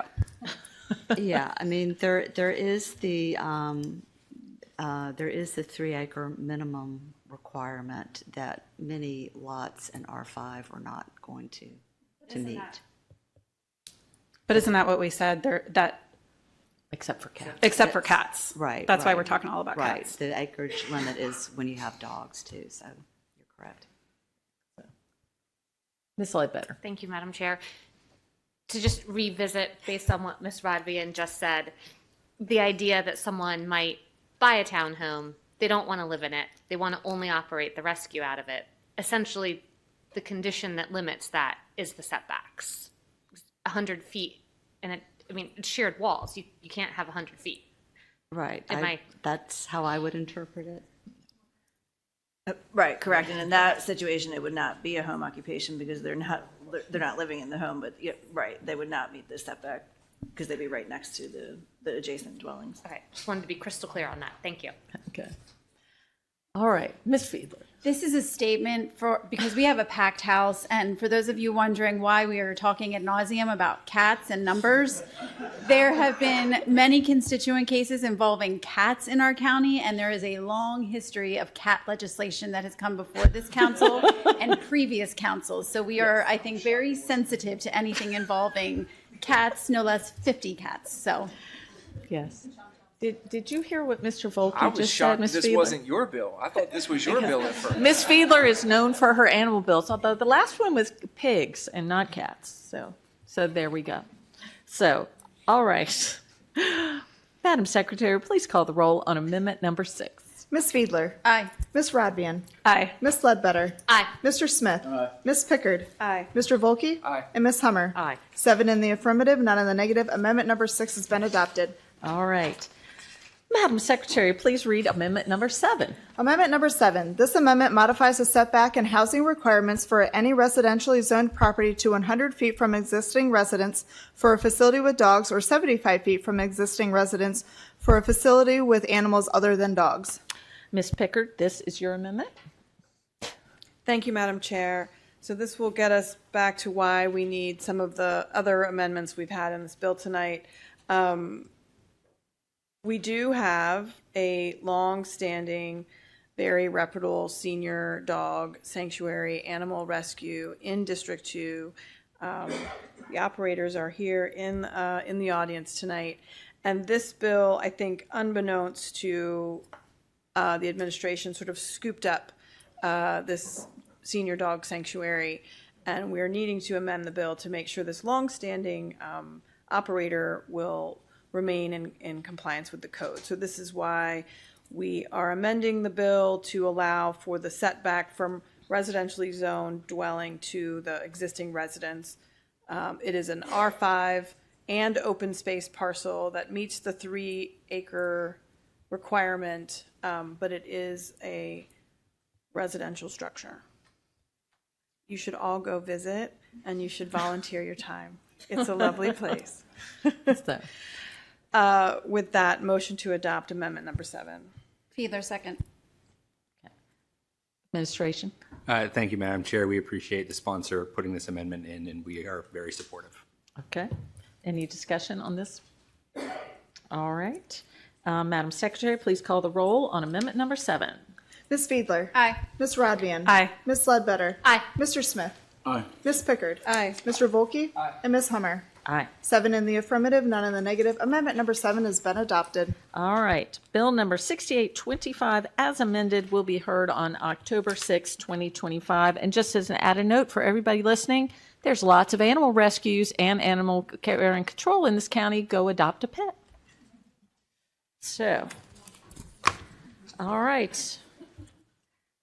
Madam Secretary, please read the title of Bill number 7025. Bill number 7025, an ordinance concerning equity and human rights reasonable accommodation. Ms. Fiedler, this is your bill. Thank you, Madam Chair. In working and communicating with a constituent in my district, it came to my attention that the state recognizes federal ADA laws, but the county code does not. Even though federal law and regulation oversees all ADA compliance, I thought it was important for us to recognize accessibility in our county code. And with that, I ask for the support of my colleagues this evening. Okay. Mr. Hunt. Thank you, Madam Chair. Ethan Hunt for the administration. I have Lori Blair-Klossmeyer, Deputy County Attorney, with me at the table. We are supportive of this legislation and happy to answer any questions. Okay. Is there any discussion? Ms. Rodvian. I'd like to be added as a co-sponsor. Okay. Noted. Thanks, Ms. Rodvian. Okay. Anyone else? All right. We will now open the public hearing on Bill number 7025. Madam Secretary, did we receive any testimony through the online testimony tool? Yes, Madam Chair. We received one piece which was shared with the council, added to the record, and posted to the website. Okay. No one signed up ahead of time. Is there anyone here who wishes to speak on Bill number 7025? Seeing no movement from the audience, the public hearing on Bill number 7025 is now closed. Madam Secretary, please read the title of Bill number 7025. Bill number 7025, an ordinance concerning equity and human rights reasonable accommodation. Any further discussion? Okay. Madam Secretary, please call the roll on Bill number 7025. Ms. Fiedler. Aye. Ms. Rodvian. Aye. Ms. Ledbetter. Aye. Mr. Smith. Aye. Ms. Pickard. Aye. Mr. Volkey. Aye. And Ms. Hummer. Aye. 7 in the affirmative, none in the negative. Bill number 7025 has passed. All right. Madam Secretary, please read the title of Bill number 7125. Bill number 7125, an ordinance concerning public campaign financing, disbursement of public contribution, funding for public campaign financing fund. All right. Mr. Hunt?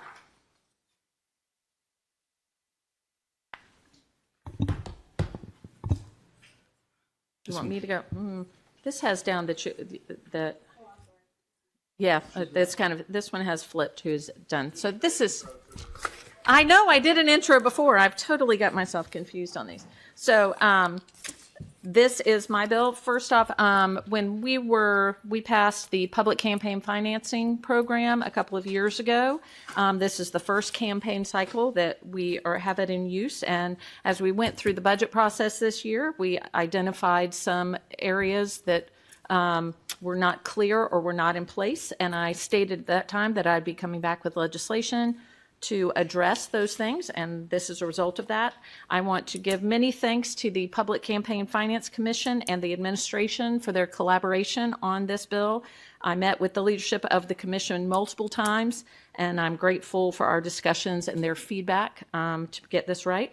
The two main points that are addressed in this legislation are first to create a process by which supplemental funds can be added outside of the budget process. This was the major omission that we identified during this year's budget process, is that there was no way in the existing bill to add funds if needed outside of, depending on how many people have indicated that they are going to use the public financing option. And the other is it creates a requirement that the county auditor will conduct an audit of the financial activity of the public campaign financing system after each election to ensure that funds are raised and spent or in compliance with the guidelines of the program. So those are the two major provisions of the plan. And now, Mr. Hunt. Thank you, Madam Chair. Ethan Hunt for the administration. I have Chris Trumbauer, our budget officer, Brian Schenk, our tax billing manager, and Lori Blair Klossmeyer, our deputy county attorney, with me at the table. So first of all, thank you for bringing this back. We appreciate it. We fully recognize that there needs to be a mechanism to add funds to the public campaign financing program outside of the regular budget cycle. We also believe that adding funds to this program should not be a political process, which is why we have the Bipartisan Public Campaign Financing System Commission to provide us with a recommendation each year on how the funds are, how much of funding is reasonably needed or expected. And while we always hope that the Commission's recommendations will be fully funded in future years, it's important that the Council pass this legislation in order to provide the county the ability to monitor the fund and have the controller provide a recommendation about the amount needed to sufficiently fund the program if money is expected to run out mid-election cycle. We have shared some amendments with the chair, and we believe that these will help streamline the program and make it easier to work with from an administrative perspective. We're supportive of this legislation. We'll hope the Council will consider these amendments and pass the bill. Okay. We're happy to answer any questions. All right. Is there any discussion? All right. We will now open the public hearing on Bill number 7125. Madam Secretary, did we receive any testimony through the online testimony tool? Yes, Madam Chair. We received 3 pieces which were shared with the council, added to the record, and posted to the website. Okay. We will now call on individuals who signed up ahead of the meeting. When I call your name, please come up to the table and have a seat. When it is your turn, state your name and address for the record. Remarks will be limited to 2 minutes. Please listen for the buzzer and respect the 2-minute time limit as others are signed up to speak. If you have more than 2 minutes to share, I'm going to ask you to submit your additional thoughts as early as tomorrow using our online testimony tool. Regina Cornelius, Marcia Jackson, Rebecca Forte, Spencer Dixon, John Jason, Colleen O'Neill Yanchulis, and Carolyn Matthews. Pardon? There's only 6 seats, so somebody needs to sit in the front row and then slip up when a seat becomes available.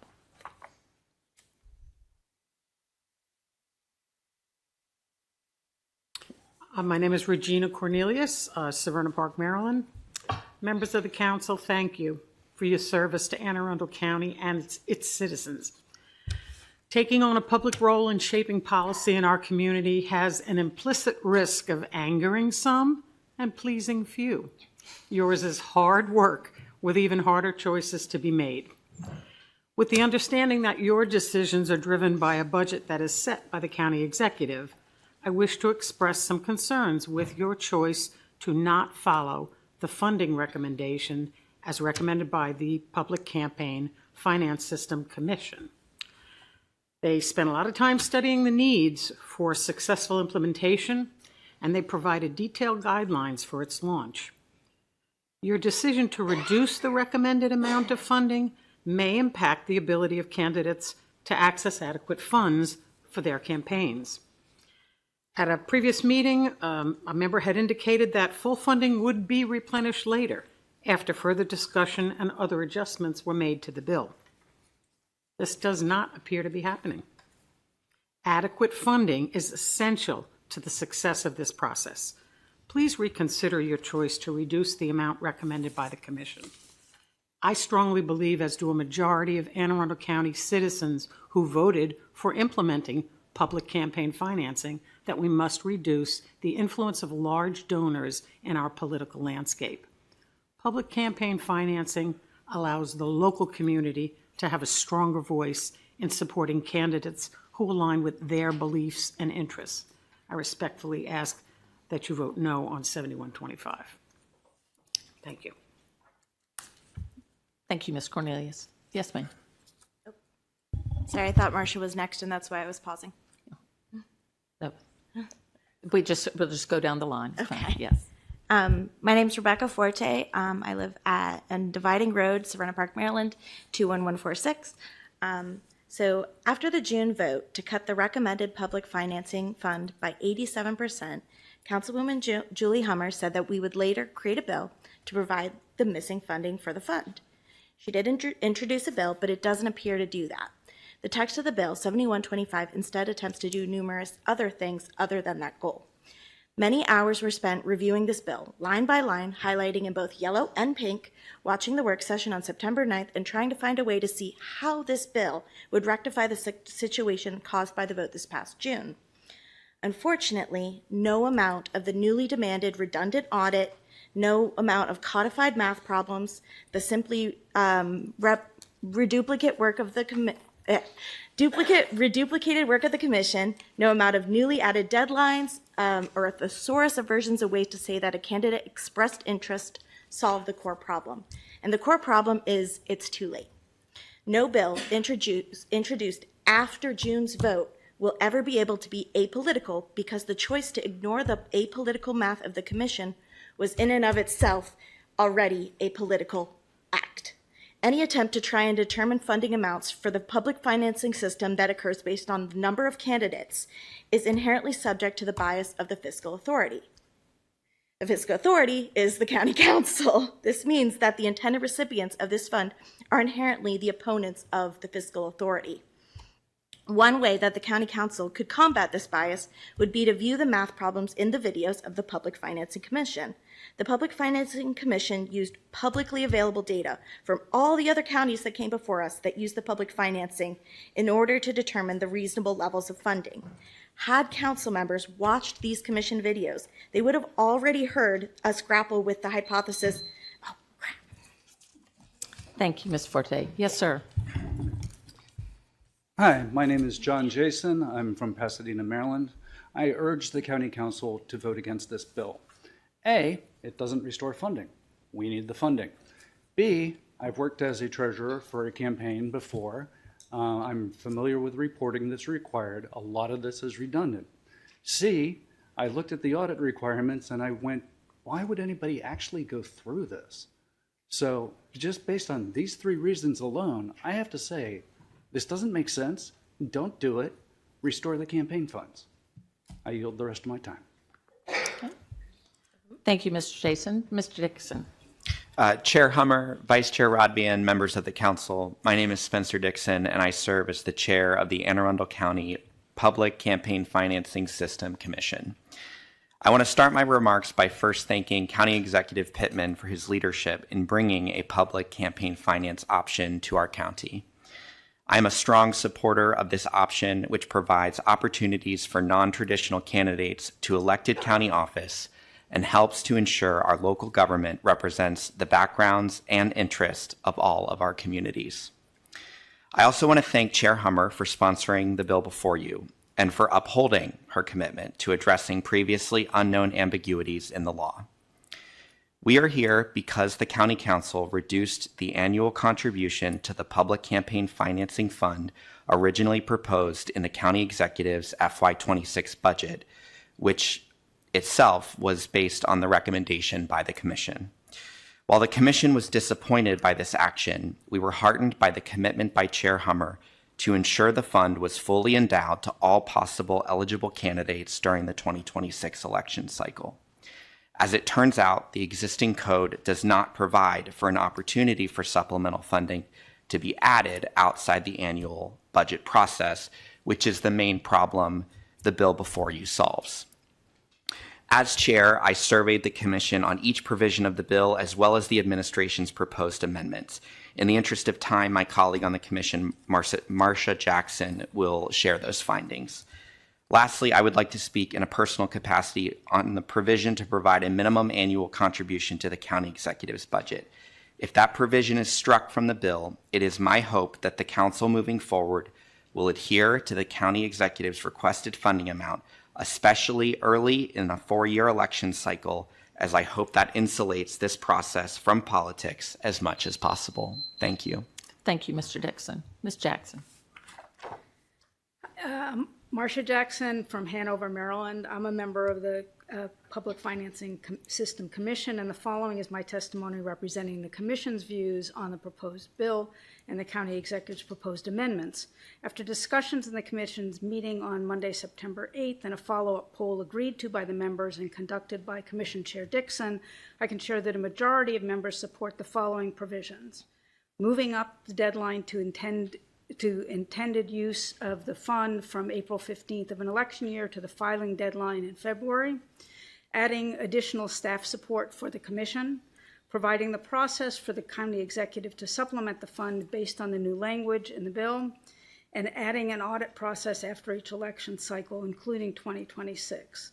There were differing opinions on the remaining provisions of the bill and the administration's proposed amendments, so I am not speaking on behalf of the Commission on any of those. I would like to add personal comments regarding the public financing campaign financing initiative. I believe it's important to encourage more citizens to participate in representative government, and public financing allows those with grassroots supports but without financial connections to run for public office. Knowing in advance that there will be adequate matching funds to run a competitive campaign is critical before someone in that position would commit to running for office. I believe that appropriate adequate funds in each year of an election cycle will allow the fund to be built up gradually without having to appropriate a substantial amount in later years, thus reducing both the competition for funding in those years and the potential perception of political motivations in voting on whether or not to increase the fund during the campaign season. Lastly, this opportunity should be very widely publicized throughout the county so that all of the citizens who might be interested in serving the public would have that opportunity. Thank you. Thank you, Ms. Jackson. Yes, ma'am. Hi, I'm Colleen O'Neill-Yanshulis from Arnold. I appreciate the opportunity to speak on this bill. University of Chicago's Center for Effective Government in January 2024 found in a report on public funding of U.S. elections that, quote, the most compelling evidence suggests full funding programs promote electoral competition and benefit challengers. Full public funding programs. Anne Arundel County, following the lead of other Maryland jurisdictions, had just such a mechanism at the ready this year in the form of the Public Financing Fund. But in June, this council removed more than 80% of the 2025 funding recommended by the nonpartisan commission. Are incumbents charged with voting on public financing measures opposed to a level playing field with potential challengers? I wonder, is this a case of the fox guarding the hen house, putting the folks in charge of the funding? I can't do anything about that.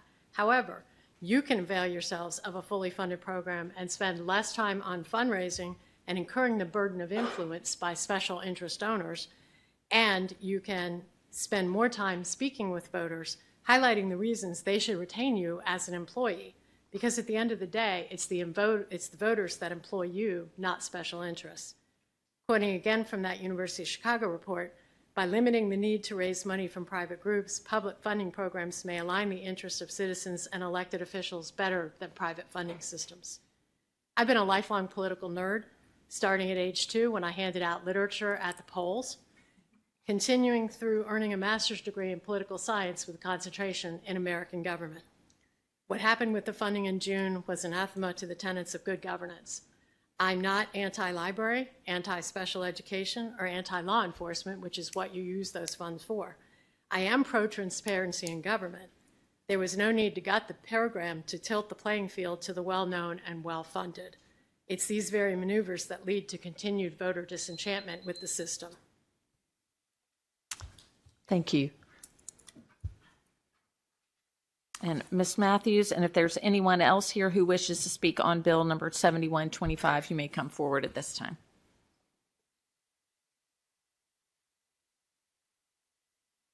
And I am speaking against Bill 7125. I am fully in favor of public campaign financing, and I was thrilled that a bill to establish it was passed in Anne Arundel County 2 years ago. This year, however, we learned the limits of what that law provides. There is an inherent politicized flaw in having the current administration be responsible for approving the dollar amount available for the upcoming election cycle. I had hoped that the promised follow-up bill would remedy that situation, but it does not. The budget process means the county executive asks and the council negotiates and approves. Every county initiative faces that process of hearings, public commentary, political dealing, and begging. Public campaign financing is too important a tool for our democratic process to reduce it to business as usual. We need something stronger to safeguard the fund from those who are willing to sacrifice its ongoing strength. Perhaps we need to codify a guaranteed minimum funding. Perhaps an independent arbiter needs to have significant weight in the decision for funding. Maybe we could do what other counties do and have other sources of funds that do not require funds being requested and approved by the council. Obviously, this is not something we can address completely in 2 minutes of testimony, but I suggest that the council consider a creative approach to ensuring that the public campaign financing is accessible, dependable, and consistent from year to year, so that citizens considering a run for office can reliably plan ahead. Bill 7125 tries to do many things, but it does not touch that baked-in fatal flaw of keeping the decision about campaign funding amounts in the hands of those who are much too close to the process. Thank you. Thank you, Ms. Matthews. Yes, ma'am. Jennifer Jackson, Pasadena. I appreciate the attempt after hearing feedback previously, but this bill was introduced with the promise of strengthening public campaign financing. And to me, as it's written, it risks doing the opposite of that for candidates who will rely on this system to compete fairly. The bill adds new barriers to access with earlier filing deadlines, vague requirements, duplicative audits, and it never addresses our real problem, which is the fund is not adequately financed before candidates decide to run. When funding decisions happen out of sync with candidates' filing deadlines, potential candidates will end up walking away because they can't take the risk of running a campaign that might not have enough funding to compete. While the bill forces the county executive to request supplemental funding, it still leaves the council free to deny it, replicating the same problem that led to the underfunding in the first place. The recommendation of $2.5 million to fully fund the system was made, and instead of adopting that recommendation, this bill produces minor bureaucratic changes while ignoring the core issue, which is guaranteeing sufficient, predictable funding up front. Our county needs you to not pass this and go back to the drawing board so that this is equitable and ensure full funding before candidates commit, remove vague and duplicative requirements, and protect the system. Public financing needs to work for everyone, not just those with early and big money or insider access. And without these changes, this feels disingenuous, like you put this on paper because we voted for it, but you're going to keep us from using it. I'm asking for you to do what your constituents voted for and fully fund this campaign. Thank you. Yes, sir. Philip Potato, Poplar Avenue, Annapolis, Maryland. I was excited to hear about the public financing bill when it passed in 2023, and it's extremely disappointing that you're now already starting to backslide and weaken the fund. We all know we have the best democracy money can buy, but the goal of creating a public financing fund was to create an apolitical source of funding that would help newer candidates. It puts people over money importance in elections, as it should be. Despite the proven success from other counties with this type of fund, you recently voted to undermine and politicize the fund. The one and only task of the Public Financing Commission was to use available data to determine how much money should be in the fund for a budget in order to experience similar successes. Despite the hard work of the commission to come up with a reasonable funding amount based on the goals of the fund, you complete disregard of their recommendations, cutting the levels by 83% of the recommendations, the slap in the face to all of us. You claimed that you could add more money to the fund at a later time, but this funding plan inherently politicizes the fund in favor of incumbents, and having to approve a vote every time you need to add to the fund gives countless opportunities for the fund to be further undermined through underfunding. Why add extra bureaucracy to the process, which leaves more opportunities to further undermine the fund? For my reading, this bill further politicized the fund because underfunding the fund equals politicizing the fund equals poisoning the fund. As our democratic process continue to lose legitimacy, it seems like you're sabotaging legislation that will put us on a better path. Would you disapprove of other improvements to our elections because of the cost? What's the end goal? Because you're further eroding faith in our system. The core problem, as Ms. Forte said, is now there's no way to go back with this, and it's sincerely subject to the bias of the fiscal authority, aka the county council. I agree we should slightly overfund the fund, and the consequence of underfunding can be candidates do not get the matching amounts. This is classic backdoor sabotage. Underfund a bill that passed, preventing it from working as intended, and then using its failure to say the program doesn't work. So do you really value democracy and integrity? If so, why would you support a more robust and fair democratic process? If the government still serves the people, I urge you to vote against this bill and figure out a way to restore the integrity of the fund. Thank you, sir. So the public hearing on Bill number 7125 is now closed. Madam Secretary, please read the title of Bill number 7125. Bill number 7125, an ordinance concerning public campaign financing, disbursement of public contribution, funding for public campaign financing fund. Okay, there are 6 amendments. Madam Secretary, please read amendment number 1. Amendment number 1. This amendment changes the requirement of the comptroller to disperse the appropriate public contributions to a participating candidate's publicly funded campaign account from within 3 days to promptly. Mr. Hunt? Thank you, Madam Chair. Ethan Hunt for the administration. In talking to the Controller's office, sometimes 3 days just isn't feasible. Promptly gives them more ability. Okay. May I have a motion to adopt?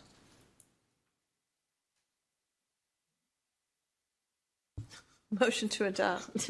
Do I have a second? Second. Second. All right. Is there any discussion? Mr. Volke? Why don't we just say 3 business days?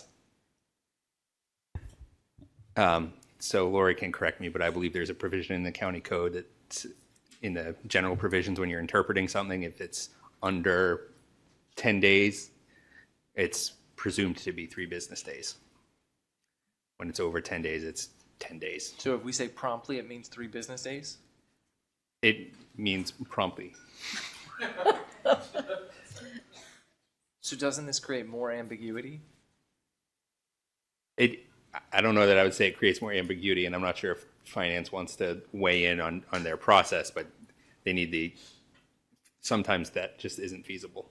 Okay. Brian Shank, Interim County Office of Finance. In looking through the legislation that was passed, and then looking at the processes, the Office of Finance essentially does a check run every week. Single check run does it for everyone. The State Board of Elections, when I met with them back at the beginning of August, basically said they'll provide us with the data, but they don't vet that data to verify that the individuals who are donating are actually county residents. And the code does require that we can only do matches for county residents. So there needs to be a process for us to review that to make sure that those are actual disbursements we can make. And then we have to cycle it with the fact that we only do 1 check run each week. So depending upon the timing of when we receive that data, depending on the time when we get to get that essentially accounts payable to disperse those funds, it may not be within the 3 days that are required currently in code.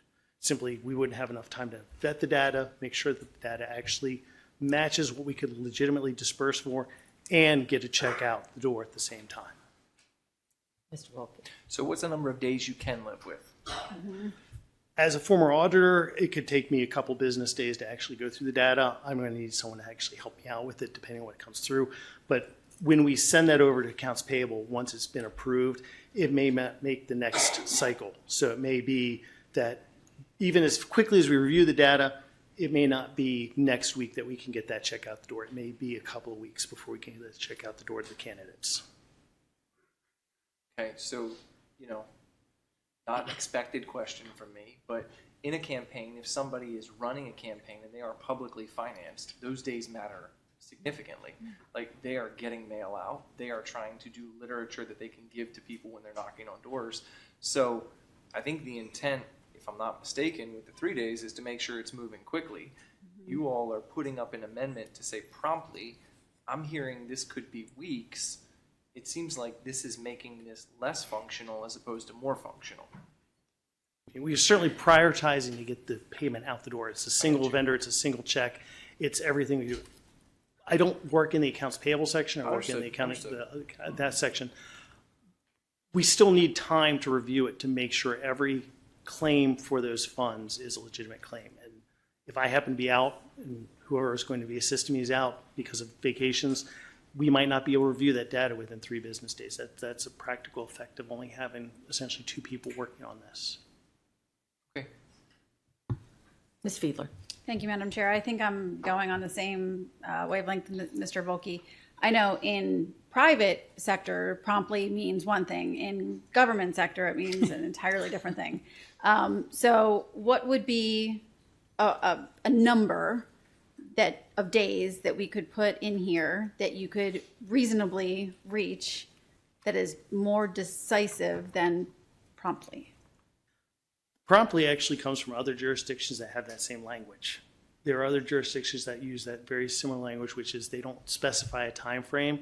They just simply say we do it as timely as possible. If I had to speak off the cuff in the town of time that it takes to review, get the packet together, get it to accounts payable, and get it out the door. Again, going by 2 business days to review the data to make sure we have all county residents. If we can get that out literally to accounts payable within that same week, it could go out the next week, the next Tuesday check run.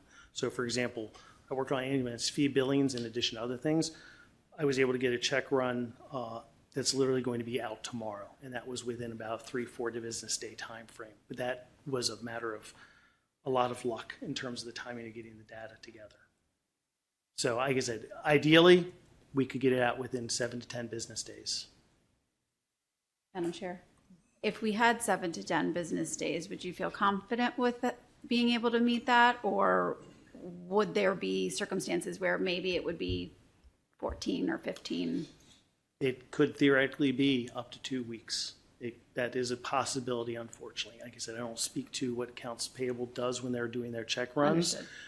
We are lucky that we have a single vendor for each of these campaigns when we set them up, so it's not a very complicated batch of checks to issue. It's literally going to be one check. It's just a matter of, do we have that timing to get it to accounts payable? Accounts payable has the people who are going to be running that, so on and so forth. So it'd be one thing if it was a single person cutting a single check, but there's steps to the process, and that's an audit perspective where we have to have separate people working on each of those steps. Thank you. Ms. Robian.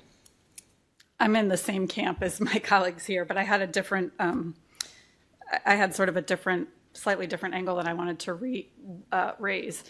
What are the consequences, and I guess maybe this is for the sponsor of the bill, what are the consequences of missing for the, for the Office of Finance of missing a 3-day deadline? What happens? I believe there's a consequence in the bill for if they don't. As far as existing code, I'm not aware of any consequence like that the Office of Finance suddenly loses funding or anything like that. I'm not aware of what that consequence is. It is a requirement in code, so we would have to do it. We don't have a choice to not do it.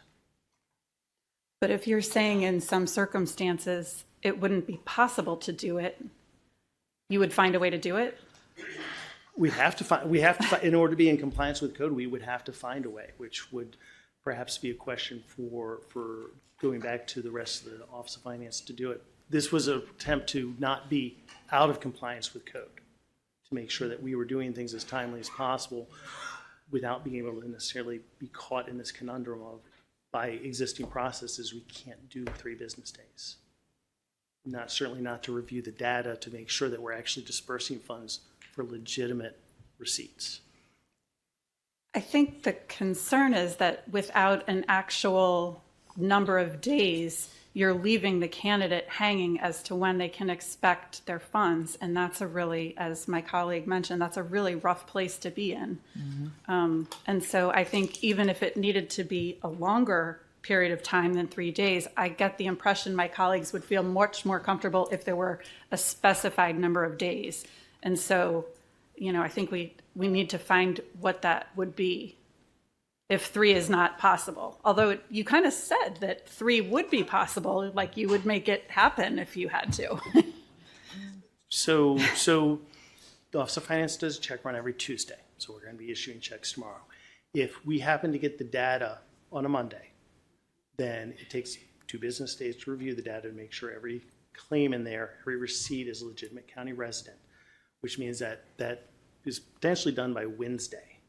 The next check run is going to be the following Tuesday, which means that we would be out of compliance based on the timing of those circumstances.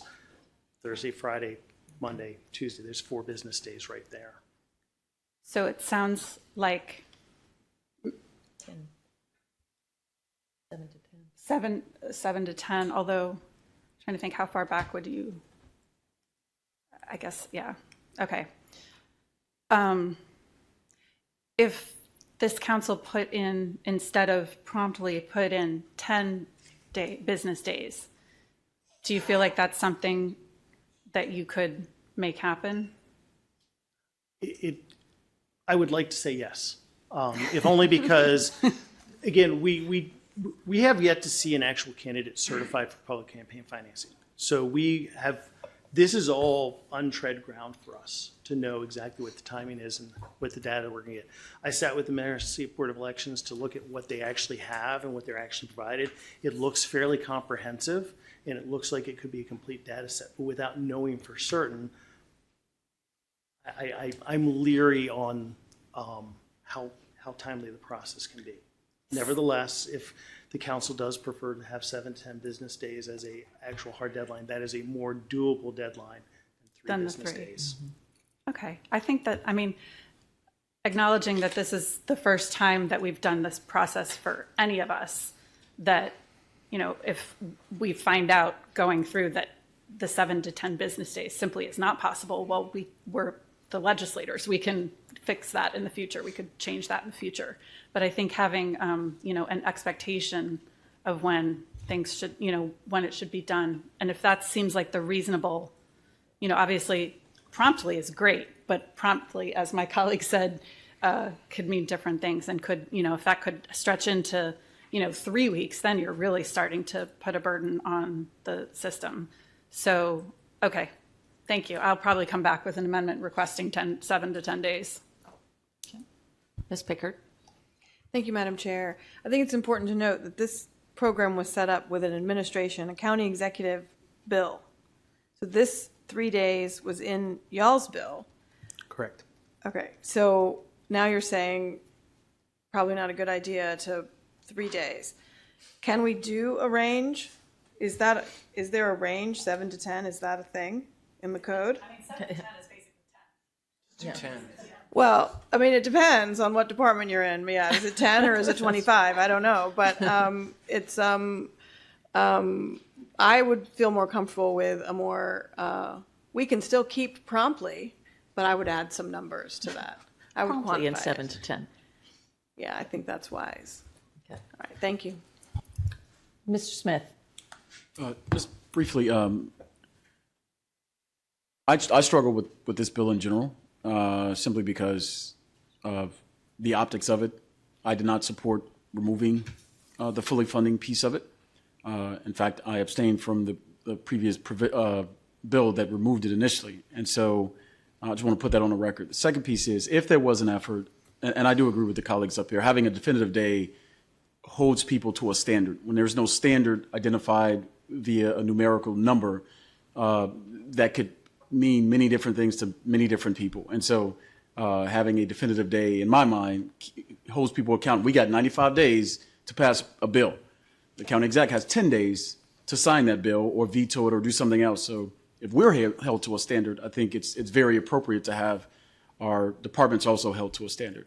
But if there was an effort to fully restore funding, would that come from us or would that come from the administration as far as a dollar amount? If we were to fully fund to try to restore money in there, I just want to make sure that people understand that it's at the stage that we're at. And so, you know, when it comes to policy making and funding things, certain people have the ability to make things happen, and certain departments or organizations don't. And so, hypothetically, if there was an effort to restore funding, who would initiate that process? Brian Schenk, Office of Finance. That would be the Office of Finance's responsibility. Okay, I just want to make sure people know where to actually put pressure and apply pressure. It's one thing I learned. I believe not saying that I'm trying to put pressure on. I love Chris Trumbauer over there. I've known him for a while. Not that he's the guy to put pressure on, but I know you did. You just look. I see the look on your face, and but I am definitely supportive of a finite date because it you know, there's no ambiguity between what's the word you used? Immediately or promptly? Promptly. So yes, I definitely would be in fan of a number of day to make that happen.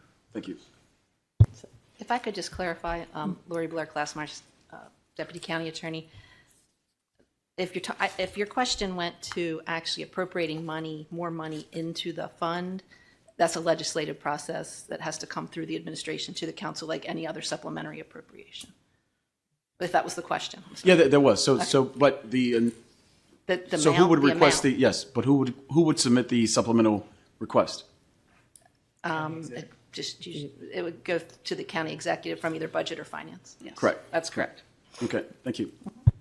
Mr. Volke. Thank you, Madam Chair. Which brings me to a question that I have about this bill, which is the section, it's on page 3, where it talks about if there's a determination that there's an insufficient amount of money, there is direction in county code that the county executive shall submit a request to the council to supplement the fund. Based on what you just said, and based on my understanding of the charter, how is that enforceable? How is that legal? Well, there's already a requirement that amount get put into the annual budget. That something get put Anyway, in. Right. right? I mean- but this is adding to that to say the county executive must come down with a supplemental appropriation. You all are saying that is okay. We can direct the county executive to do that. I think it's similar to directing him to do it in the first place. Yes. Got it. Noted. So then turning back to the promptly thing, just to make sure that I understand this. This is what you all want. You want promptly. You want to go from 3 days to promptly. We're up here being told we're the foxes guarding the hen house, and you all want to go from 3 days to promptly.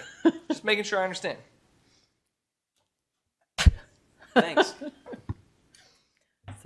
Ms. Frog. Mr. Volt, may I, sorry, Chris Trumauer, Budget Officer. I was waiting for you, Mr. Well, Trumbaugh. okay, so I'm going to stick up for my friends in finance. The reason that they don't want the 3 days in there is because they don't want to violate the code. Okay, as Mr. Shank said, theoretically, if you play out the current procedure, they could get notification from the state board on a Monday. They don't run, it'll take them 2 days to check it, verify it, because it's taxpayer money. We want to get it right, correct? They don't run checks again until Tuesday. So they're not saying that they want to take longer. They're just trying to reconcile what's being asked with what they practically can do. So and again, I'm sticking up for my friends here, but if you guys wanted to change it to promptly and no longer than 10 days or something, that's what I heard Mr. Shank said that finance could live with. So I'm arbitrating here, but there's something that we can all be okay with. Everybody wants to turn the check around as quickly as possible. My friend doesn't want to violate the code when he has no control over it. Ms. Robian. So I wanted to just go back to my colleague, Councilman Smith's question or issue. Isn't the whole reason that we're here with this bill is that there isn't a way to appropriate additional funds once we've passed the budget? So even though we might like to, we might be saying now, oh, we made a mistake and we'd like to reconsider the decision that we made during budget. And I won't say we because I didn't vote to make the cuts either. But there is no path to do that. So that's the whole reason that we're here for this bill. So unfortunately, that is a moot question. Although I do think there could be an argument made that there needs to be a charter amendment. Basically, I mean, yes, we're the final fiscal authority, but through the charter, we could take a little chip out of that and say we're the final fiscal authority, except for what the Campaign Finance Commission recommends, that we must fund what they recommend. And that's a thought for another day. Are there any other questions? All right. Madam Secretary, please call the roll on amendment number 1. This is a promptly yes or no. Mr. Smith? Okay. Ms. Fiedler. Because I want to see a definitive number here, no. Ms. Rodvian. Nay. Ms. Ledbetter. Nay. Mr. Smith. Nay. Ms. Pickard. Nay. Mr. Volke. Nay. And Ms. Hummer. Nay. 0 in the affirmative, 7 in the negative. Amendment number 1 has failed. Okay. Madam Secretary, please read amendment number 2. Amendment number 2. This amendment modifies the criteria used by the comptroller to determine if the amount in the fund is sufficient to meet maximum public contribution from interest expressed by certain candidates to those candidates who indicated to the Maryland State Board of Elections that public campaign finances will be sought, and removes the requirement to fund at least one certified candidate for county executive and 4 candidates for county council. Okay. Mr. Hunt? Thank you, Madam Chair. Ethan Hunt for the administration. So in looking at the bill, I think we felt that saying that it was that the controller was required to determine the amount based on people who have expressed interest in using public campaign financing was a subjective standard, and how do you gauge whether someone has expressed interest or not? What this bill does is, or what this amendment does, is bases that determination on candidates who have indicated to the State Board of Elections that they will seek public campaign financing. And I'll just remind the council that under the original bill that we passed, any candidate who intends to use public campaign financing is required to file with the State Board of Elections that they're doing that before they start raising any money. May I have a motion to adopt? Motion to adopt. Second. Okay. Any discussion? Ms. Rodbian? Thank you. I still have a concern. I have a concern with this amendment that it could actually still end up underfunding what is truly needed, because a candidate could express, or sorry, not express, we're not doing the express anymore, but they could indicate to the Board of Elections at any time, and that could easily come, well after the budget of, the budget when it's been proposed. So aren't we sort of in the same boat that this kind of risks underfunding it if we're saying that's our minimum and we can stick with that minimum? So I think there are subsequent amendments that will address that and require that if the fund is projected to go underneath the funding level that is currently in it based on the number of candidates, the controller is required to calculate what is required to bring it up to full funding, and then the county executive is required to supplement it. So does that full funding request from statement of the comptroller and then the request from the county executive, does that come at the point at which a candidate has indicated to the State Board of Elections that they're going to seek the process, or does it actually wait until they qualify? I would have to go check the language, but it's at any point that the controller determines that that the funding will drop below the amount required.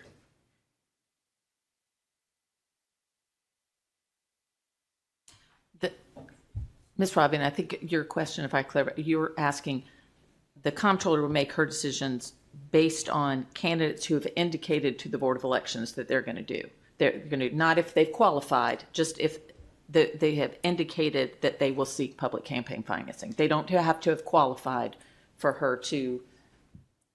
And so at that point, once they've indicated that they are going down the public campaign finance process, at that point, that's the trigger for the comptroller, or controller to make the recommendation to the county executive, not once they qualify. I'm just wondering if it's... No, correct. What you just said is correct. Okay. They don't have to have qualified. It's just... So once they're saying, I'm going to this program, I'm using this program. Right. The controller can calculate.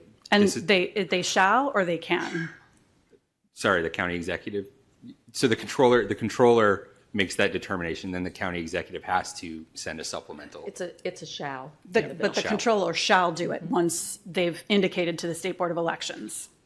Yes. I believe so. Yes. Yep. This is on the record. Everybody heard it.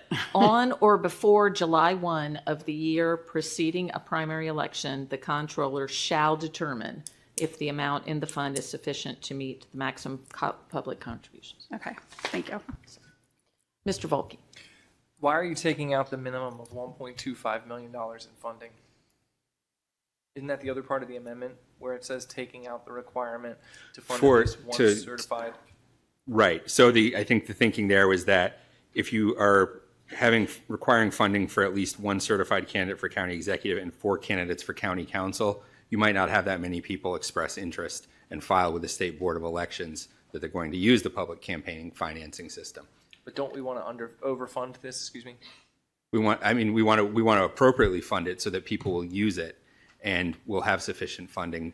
But we have 1.25 in there now. Correct. Okay. Yes. And that's the amount of money that's sitting there. And that would Yes. fund one county executive candidate and 4 county council candidates if Correct. they were to max out the whole Right. thing right now. Yep. And this bill, as drafted, says that there has to be a minimum of either however many people have come forward and said they're going to use this, or that minimum of $1.25 million. And you all are removing that $1.25 million floor and kind of opening it up. And there's this $300,000 threshold, which would really only fund it to $1.2 million. Why? Chris Tromare, County Budget Officer. So if I understand your question correctly, Mr. Volge, I'm not sure, there's no removing the 1.25 that's already in the fund. No, I understand. This is removing the minimum contribution that this legislation would require annually. Correct.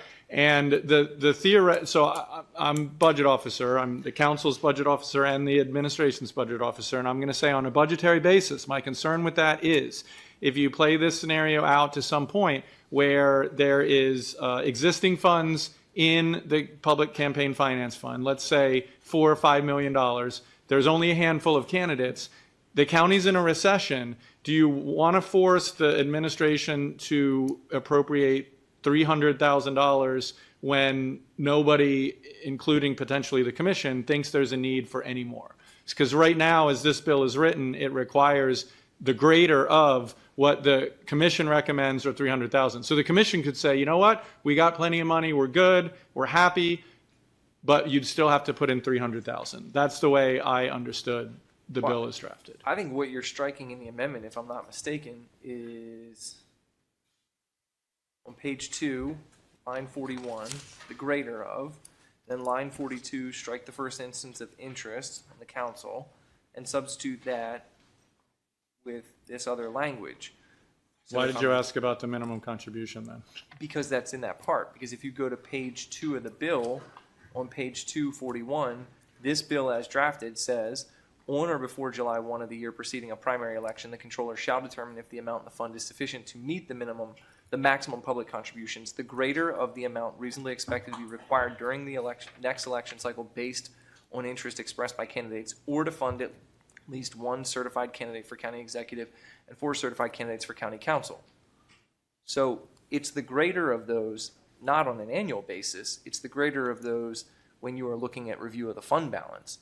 And so what I'm reading this to say is that there has to be a minimum of $1.25 million in there by July 1 of the year preceding a primary, and you all are striking that language. And I'm asking you why. Okay, so Chris Trummer, budget So if I'm officer. missing something, tell I me. thought you had drifted over to on page 3 where it talks about the annual contribution beginning in line 37. Yeah, I mentioned that in my wording Okay, about so the that 300 was grand, my, which maybe I took you on a conflated tangent. the two Correct. things then. I'm speaking specifically about this on page 2. Why is there the removal of that minimum threshold of at least 1.25 million on the July before the election year? Again, this I'll is defer to this is the Mr. county Hunt on executive asking us to take something out of a bill that we have in front of us that one of our colleagues has put up, and we're the ones who are gutting this. And I'm trying to understand why passing this amendment supports what the county exec wants, who's seen as a champion of this, while we're seen as the opponents of it. I think that makes sense for me. So I think currently the $1.25 million that's in the fund right now is sufficient to fund one candidate for county executive and 4 candidates for county council. I got that. Right. That might not always be the case, though. So that's why we're changing that determination to the number of candidates who have indicated to the State Board of Elections that they will be using public campaign financing. But it was the greater of those. It's the greater of those. So if you have 12 people who want to use this, that's the greater number then. It's not the lesser. Right. Right. But if you only have 1 or 2 candidates, why would you have additional money in the year leading up to an election when you have 4 years to seed it the following cycle? All right, as long as that's the county executive's position, I just want to understand where the county executive is on this. Ms. Rabia. I still worry because we're not talking about, okay, if we're just using the current election cycle years for sake of simplicity, because the county council and county executive elections are 2026. So we would be talking about who has indicated to the State Board of Elections by July 1st, 2025, correct? Correct. Yes, that's that. So again, using that same, I mean, I just think of, my colleague and I here who have both said we won't run, and that changes very significantly, and we made those announcements. Again, I'm sorry to call you. Made those announcements well after July 1st, which significantly could, change the need for, or the, interest in using the public campaign finance. And all of a sudden, I worry that July 1st, 2025 deadline is so early that you could end up underfunding it because people haven't just gotten there yet, or you haven't even, people don't even understand what the race is yet because people like us have decided we're not running for re-election. But a later provision of the bill, in section 4 of that, says that if the controller determines at any point after July 1 of the year preceding a general election that the total amount available for disbursement in the fund is insufficient to meet the maximum public thing, blah, blah, blah, they will notify the county executive for a supplemental. So they have to determine July 1 beforehand, but that at any point in that year, as more people qualify, because they have to have some point of deadline to go from to start. And where would that supplemental funding come from? That will be up to the county executive.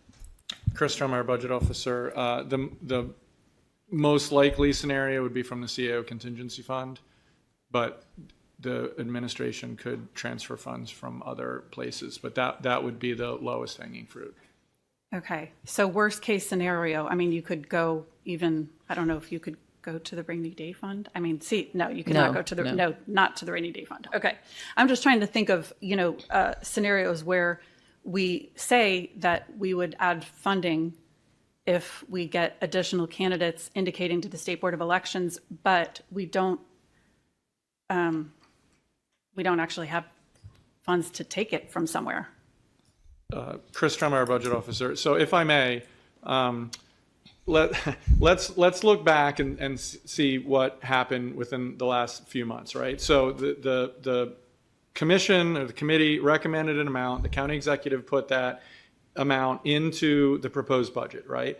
This council as a body, and I know not everyone voted the same way, but this council as a body, the majority at that time on the public record said they felt that amount was too much and that there were other competing things they wanted to fund. And so it was amended, and some of those funds were not added to the budget as was proposed. Okay, so that's the fact that what happened. During that time also, there was the discussion that the interpretation of the code with the bill that originally was passed setting this fund up did not allow any other instance besides that budget, which was the FY26 budget, to have funds appropriated. My understanding is that this bill is seeking to open up a new avenue to potentially put more funds in. So instead of quote unquote stockpiling money a year ahead of the filing deadline, you can put some money in, which this council did, and then you can have the right to request more money to go in later.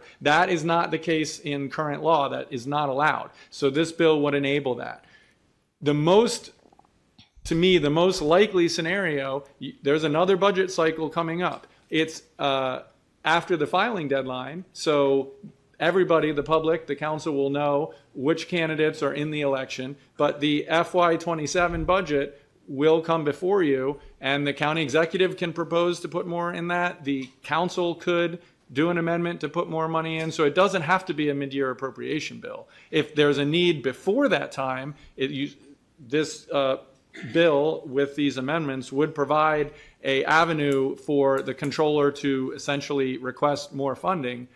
But there are a number of ways, according to this legislation, that funds could be appropriated to the public financing fund outside of that on or before July 1st of the year preceding a primary election, which is right now in current law the only time that we get to consider. Right. So I get that part, but I feel like this could reduce the amount. This could end up having the effect of reducing the amount that's put in the FY26 budget. The FY27 budget, in my opinion, that's too late. I mean, the primary is literally over before the FY27 budget goes into effect. So, obviously, if you're running a race, there's a good chance you have a primary, and you gotta have funds. So, the aspect of this bill saying we're creating another avenue to add money later is good. This, I worry, undercuts the incentive to make sure there's sufficient funding in the first place. Am I stating it am I at least stating it correctly, even if you don't agree with my? Chris Trummeyer, budget officer. I don't want to presume anybody's intentions, right? Like the facts are, you all up on the dais are the final fiscal authority. You can take money out, you can put money in, but prior to this bill that's before us, there was no way to do that after July 1st proceeding. So what I'm telling you is, putting aside all the mechanics of exactly how much and when, it's important that you all have the ability to put more money in after the date that's in code. That discussion was brought up in June or May, whenever we had the original discussion about the amount that went in the FY26 budget. But this amendment here, I'm sorry if I'm being difficult. Help me if I'm misunderstanding. If I'm misunderstanding something, please just stop me and tell me what I'm misunderstanding. But that this amendment would basically tell the controller how much to put in during the budget cycle. You should handle this. Or Lori, someone else, not me. I'm the money guy. Those guys should talk about it. Yeah, Lori Blair, Class, my Deputy County Attorney. Yes, this is amending subsection D of 112-106, and that is specifically dealing with the budget cycle because it's before July 1 of the year. So the concern that I think a lot of folks have is that, they wanted, folks wanted to make sure that we were sufficient in the budget cycle to begin with, and that's why we have the commission to go through and make the recommendations. But then this, to me, undercuts the whole work of the commission. If we're saying we only have to do enough, we only have to do enough for the candidates who've expressed or indicated to the State Board of Elections that they're planning on using the system. I mean, doesn't that sort of open the door to even putting a smaller amount in the budget cycle? Madam Chair, may I? So I think I can break this down, I think. So yes, the amendment does set the budget process a little differently than it was in the original budget. So let's say this amendment passes, and then on the filing deadline day, there are 10 folks who file to run for District 6, and they all want to do public campaign financing. Then the controller would have to say, well, county council, county executive, you don't have enough money in there. And then we would have to do through a supplemental budget, assuming those folks have told the state of Maryland that they intend to use public campaign financing. Madam Chair, may I?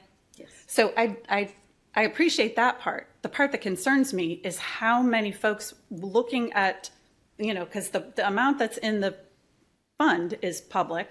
And if you know that if you're looking at the fund and there's not enough money in the fund right at this second, how many candidates are going to be willing to take the leap of faith and say it's going to be there, even though it's not there, and the county council still doesn't have to fund it later?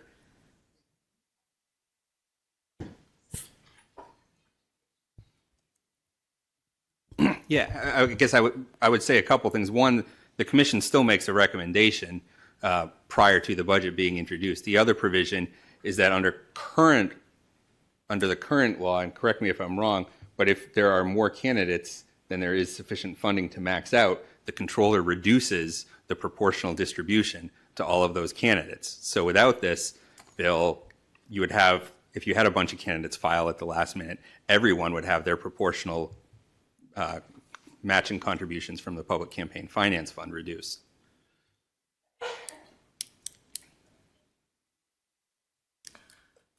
I want to stress, too, that what we've run into this cycle is that we only had 2 budget cycles beforehand for this first round to fund things. My hope is that with a 4-year cycle, we're doing it gradually and building up, so when we come to the time that we have this, and then this bill will allow us, if over that 4 years there isn't enough, that we would still have the ability to go back and add things, which we don't have right now. We have to have some mechanism This amendment is stating that candidates who have indicated that they will seek public financing, that gives a criteria for the comptroller to make her thing. She can't just guess and say, I think maybe 10 people will. There needs to be some criteria to determine how much of that is how much is needed for how many candidates there may be. But it gives the provision if more people file later that they will. But right before this, we say this as of July 1, we will have just passed a budget. The council will have just passed a budget where they can add more at that time as well if they're seeking it to have. So this will be another check after the budget's done to ensure that, to bring to light if there's not enough funding for the people that are out there. Mr. Smith. I'll be quick. I just want to make the process better, whatever that looks like. But more importantly, this is also why this specific topic should be in the hands of the commission. Leave it in the hands of the commission and and the comptroller to be able to make sure the resources are there. So it is depoliticized. I don't want people to think that decisions that are made up here are impacting potentially who's going to run. So it sucks that we're in this predicament right now.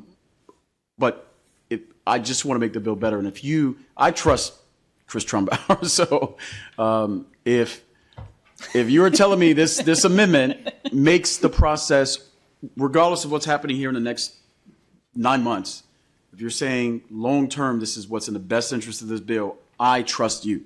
And so that's what I've got to respond to that, Mr. Chair. Go for it, Mr. Trumbauer. My name's not on this amendment. I didn't My say it name was. is not on this bill. But what I can tell you, obviously everyone up here knows that the county executive, Mr. Pittman, is a strong proponent of the public campaign finance system, okay? So the sponsor of this bill introduced it, worked with Mr. Hunt and administration folks to try and get some amendments that would make everybody comfortable. Some of them are mechanical, like our friends in finance can't turn a check around in 3 days. Some of them are tuning up some language, right? I mean, I think what you guys need to do is look at each of these amendments, vote them on the merits, and then we're going to have to see what the bill looks like after these amendments are done, and it might take a little bit more fine-tuning. But everybody up here wants this system to work. I believe that you all want this system to work.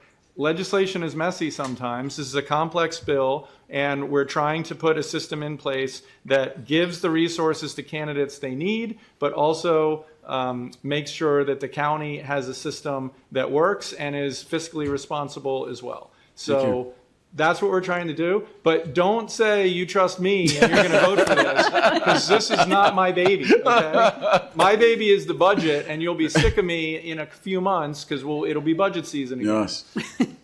I still trust you. Thank you. Ms. Rodbian. Thank you. And I promise I'll try to wrap this up because I realize we've got a lot more and it's already 9:40. And of course my brain is starting to shut down because it's 9:40. I guess my concern is, we're saying we're giving something concrete to the controller in terms of making that decision, but at the same time, we're not really giving them anything concrete because so much can happen after July 1st. So, that's my last. We can't predict that. That's kind of the same that But we I have think, to go on this. but that again goes back to, that's why we have the commission, because they're going through a ton more data than we're going to. And leaving something sort of, yes, I guess it's possible that by July 1st, that will have a known number, but I just think that's actually very unlikely. And so using that number is an artificially low baseline because I think we would be likely to have more.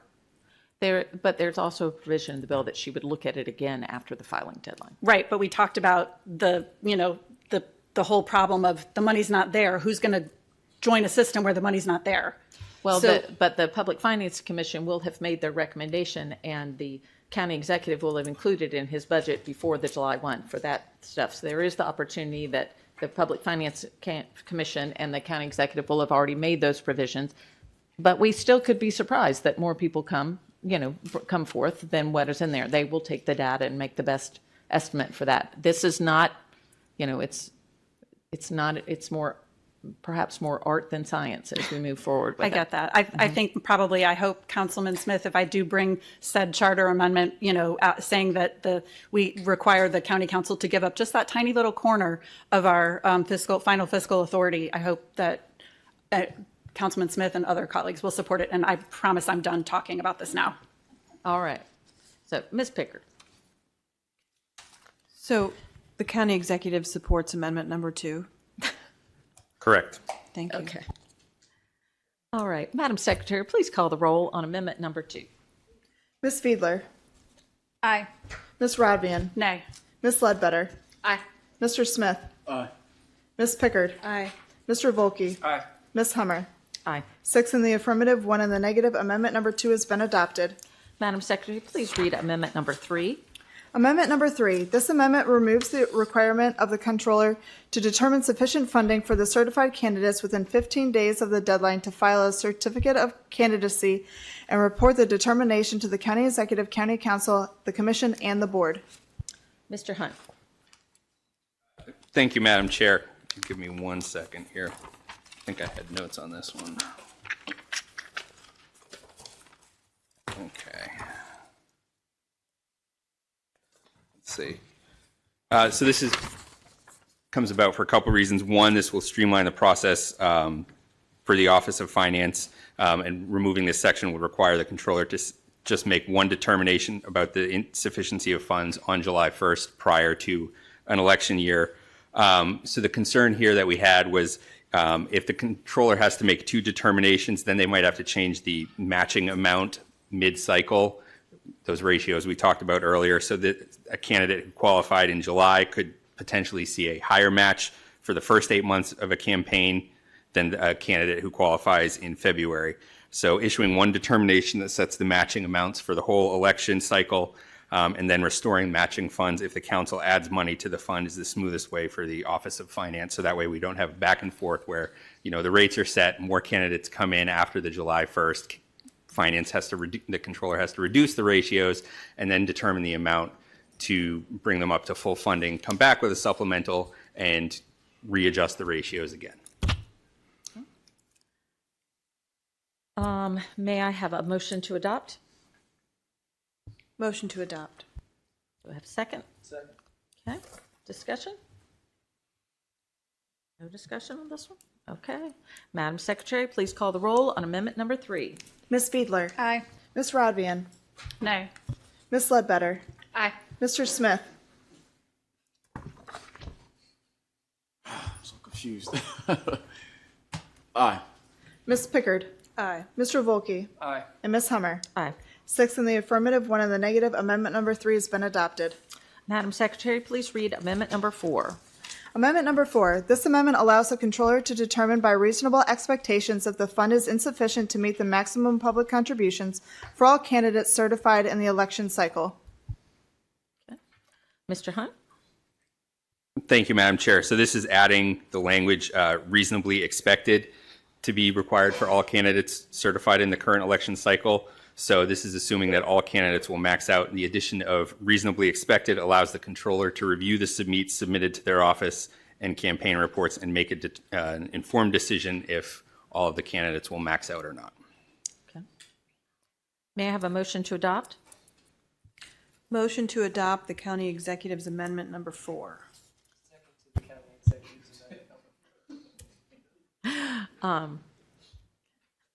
Is there any discussion?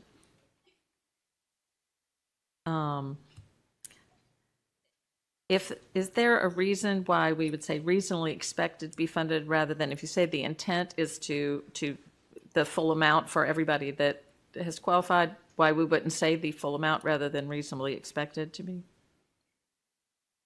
I don't think we expect that all candidates will max out. Okay. In every instance. All right. Okay.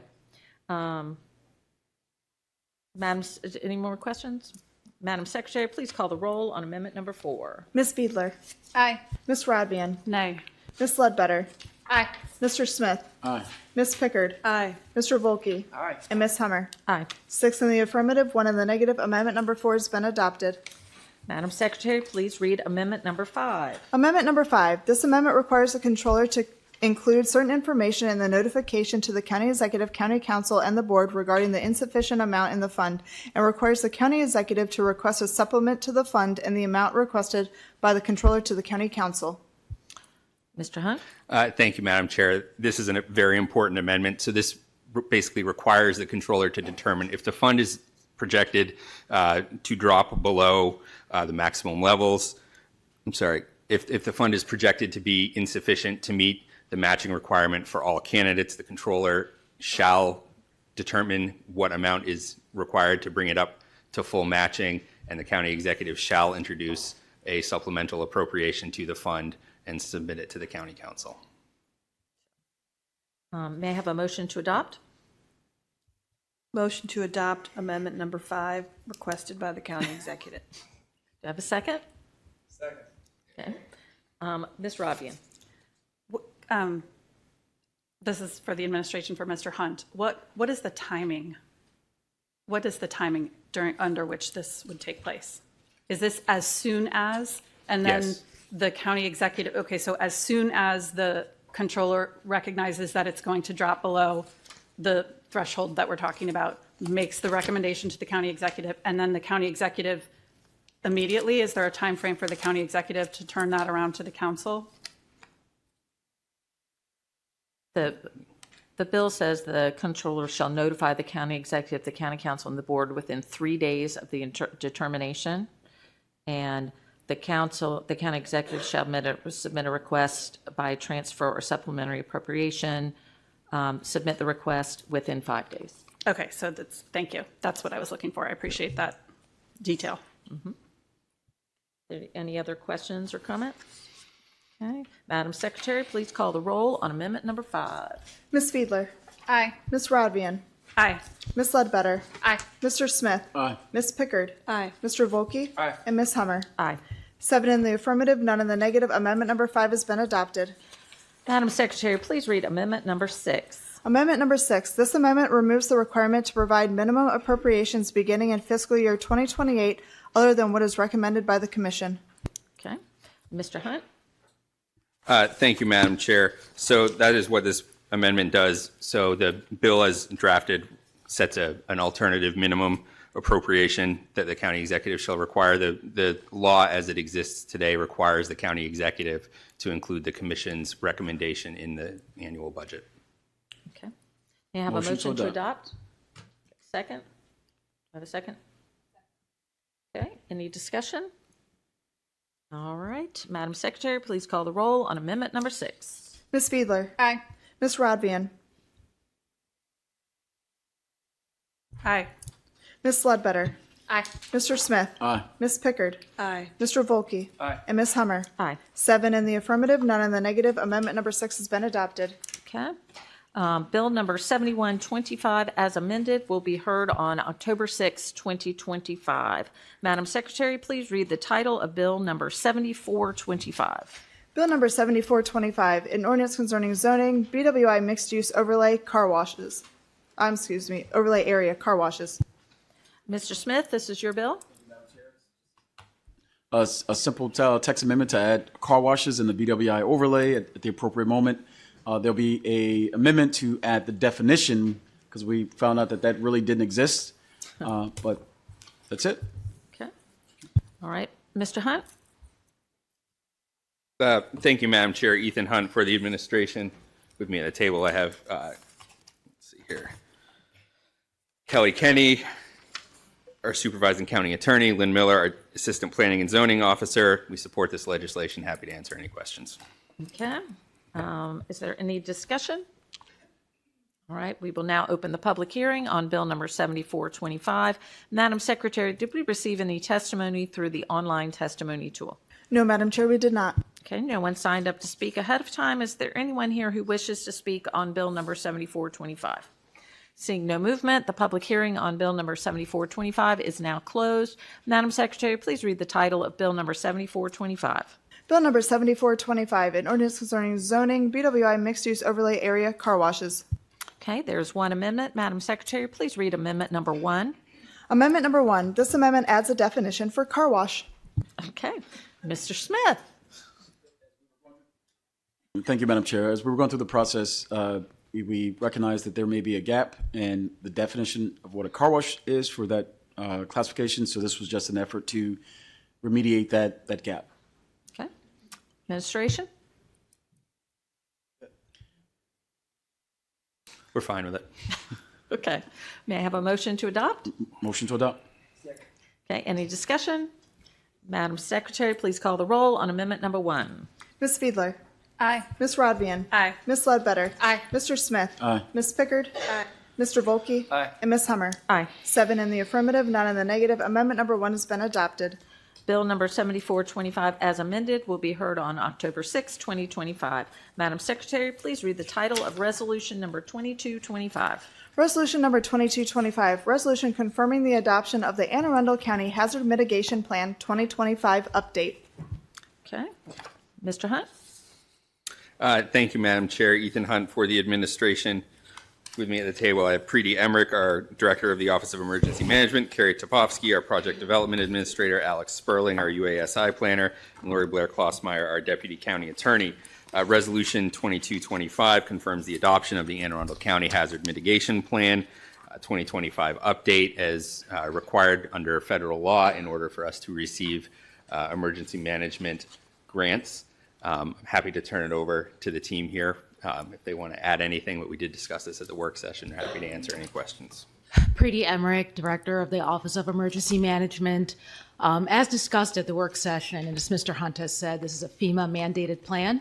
It is aimed to reduce the impacts of future disasters. We identify the hazards, assess the risks, and outline mitigation projects and policies. We talked about some of the natural hazards that we identified in the plan and the new category, the human-made hazards. And once again, this covers Anne Arundel County and Highland Beach, not the City of Annapolis. The City of Annapolis has its own separate plan. Happy to answer any questions. Is there any discussion? Okay, we will now open the public hearing on resolution number 2225. Madam Secretary, did we receive any testimony through the online testimony tool? No, Madam Chair, we did not. Okay, no one signed up ahead of time. Is there anyone here who wishes to speak on resolution number 2225? Seeing no movement, the public hearing on resolution number 2225 is now closed. Madam Secretary, please read the title of resolution number 2225. Resolution number 2225, resolution confirming the adoption of the Anne Arundel County Hazard Mitigation Plan 2025 update. Okay, any further discussion? Madam Secretary, please call the roll on resolution number 2225. Ms. Fiedler. Aye. Ms. Rodvian. Aye. Ms. Ledbetter. Aye. Mr. Smith. Aye. Ms. Pickard. Aye. Mr. Volkey. Aye. And Ms. Hummer. Aye. 7 in the affirmative, none in the negative. Resolution number 2225 has been adopted. All right. Thank you. So, thank you all. Would y'all like to take a short break? You want to keep going? Okay. Keep going? All right. Okay, Madam Secretary, please read the title of Bill number 7225. Bill number 7225, an ordinance concerning zoning, requirements for conditional uses, workforce housing. Okay, Mr. Volkey, this is your bill. Thank you, Madam Chair. This bill has been written about, discussed extensively, so I'm not going to belabor the point because all of these folks who are here, I believe, have stuck around until 10 p.m. to be able to have their say on this. So first, I want to thank you all for coming out and for sticking around, letting us do the other business. I'm sorry that we're last on the agenda, but that's just sometimes how it goes. With that, this bill is a straightforward bill. It makes a minor amendment to the workforce housing legislation that was passed by this council unanimously last year. Effectively, the bill requires that for any workforce housing project in an R5 zoned district, that in order to qualify for the increased density, that needs to be on a minor arterial road or higher. So with that, yeah, just making sure I got that right. It's a collector, sorry, it's a collector. If it's on a collector or lower, it's an R5 and it's going to retain the R5. If it's on a minor arterial or higher, it can have the density increase. This came about, as some of you know, through a community in my district that has a workforce housing project proposed. And when I had an opportunity to review this section of the legislation and look at this, it triggered me to look at this as a county-wide issue and consider where this could become a problem in other places. And I certainly think it could become a problem in other places. I think that this is a piece of this legislation that all of us, when we voted on this unanimously together, did not necessarily consider. And so with that, I look forward to my colleagues hearing the testimony from some of my constituents and how this is impacting them and the concerns that they have. Thank you. Okay. Mr. Hunt?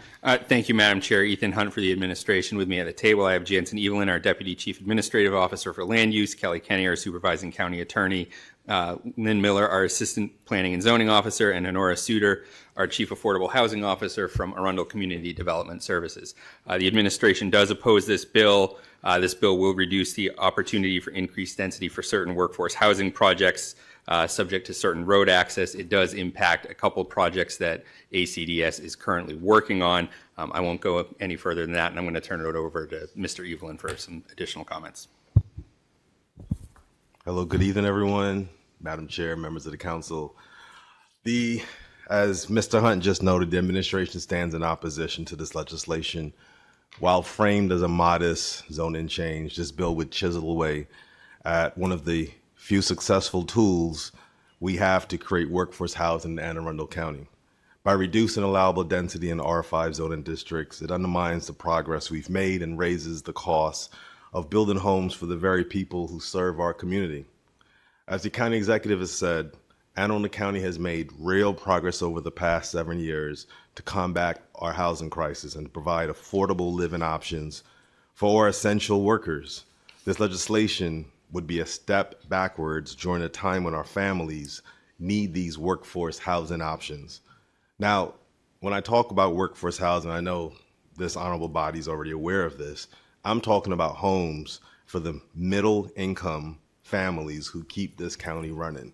Our teachers, our educators, nurses, first responders, our service workers, the same people we all called heroes during the pandemic and put up yard signs saying we support them. They deserve a chance to live in the communities that they serve. Workforce housing is not an abstract concept. It's the lifeline that lets our workforce live near their jobs, schools, and transit. When we reduce density, projects become less feasible, harder to pencil out, per unit costs rise, and families are pushed further away. That means longer commutes, more traffic, more environmental pollution, and fewer opportunities for working people to be part of the communities that they sustain. This bill also runs against the vision of Plan 2040, which this council's probably tired of dealing with in terms of the region plans. It emphasizes housing choice, equity, and sustainable growth near jobs and transit. By cutting back on workforce housing density, Bill 7225 chips away at our ability to deliver on that vision and risk forcing families, again, into longer commutes and car-dependent growth. As I recall from the news article around this issue, the bill sponsor had concerns about traffic and infrastructure. Well, our transportation APF legislation was just introduced today. That's the right way to manage growth responsibly, by making sure infrastructure keeps pace with housing, not by restricting workforce housing. The original workforce housing legislation passed this council unanimously, as Councilmember Volke just noted, because you recognize that affordability and access are essential to this county's future. This bill weakens that commitment and undermines the progress we've made and we fought so hard to achieve. So for these reasons, I, on behalf of the administration, urge you to reject this bill and instead uphold this council's commitment to workforce housing so that we can move towards making Anne Arundel County the best place for all. Thank you. All right, is there any discussion? Okay. We will now open the public hearing on Bill number 7225. Madam Secretary, did we receive any testimony through the online testimony tool? Yes, Madam Chair. We received 88 pieces of testimony, which were shared with the council, added to the record, and posted to the website. Okay. We will now call on individuals who signed up ahead of the meeting. When I call your name, please come up to the table and have a seat. When it is your turn, state your name and address for the record.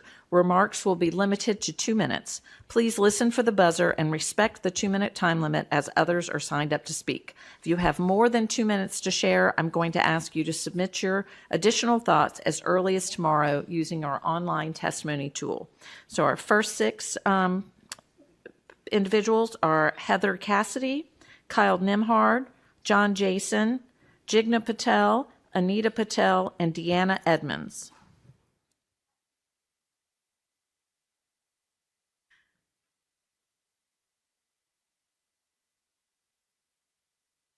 I think one individual has already left. So, okay, well, we'll just go ahead with the script. Go ahead, Mr. Nimhart. Kyle Nemhart, 7809 Maple Run Court. I do like to point out that I'm out way past curfew right now, so I will have a lot of explaining to do to the wife and kids when I get home later tonight. But thanks for having me. I'm here to speak in support of Bill 7225. It balances transportation and infrastructure. We can walk and chew gum at the same time. This bill is a prudent and responsible step forward.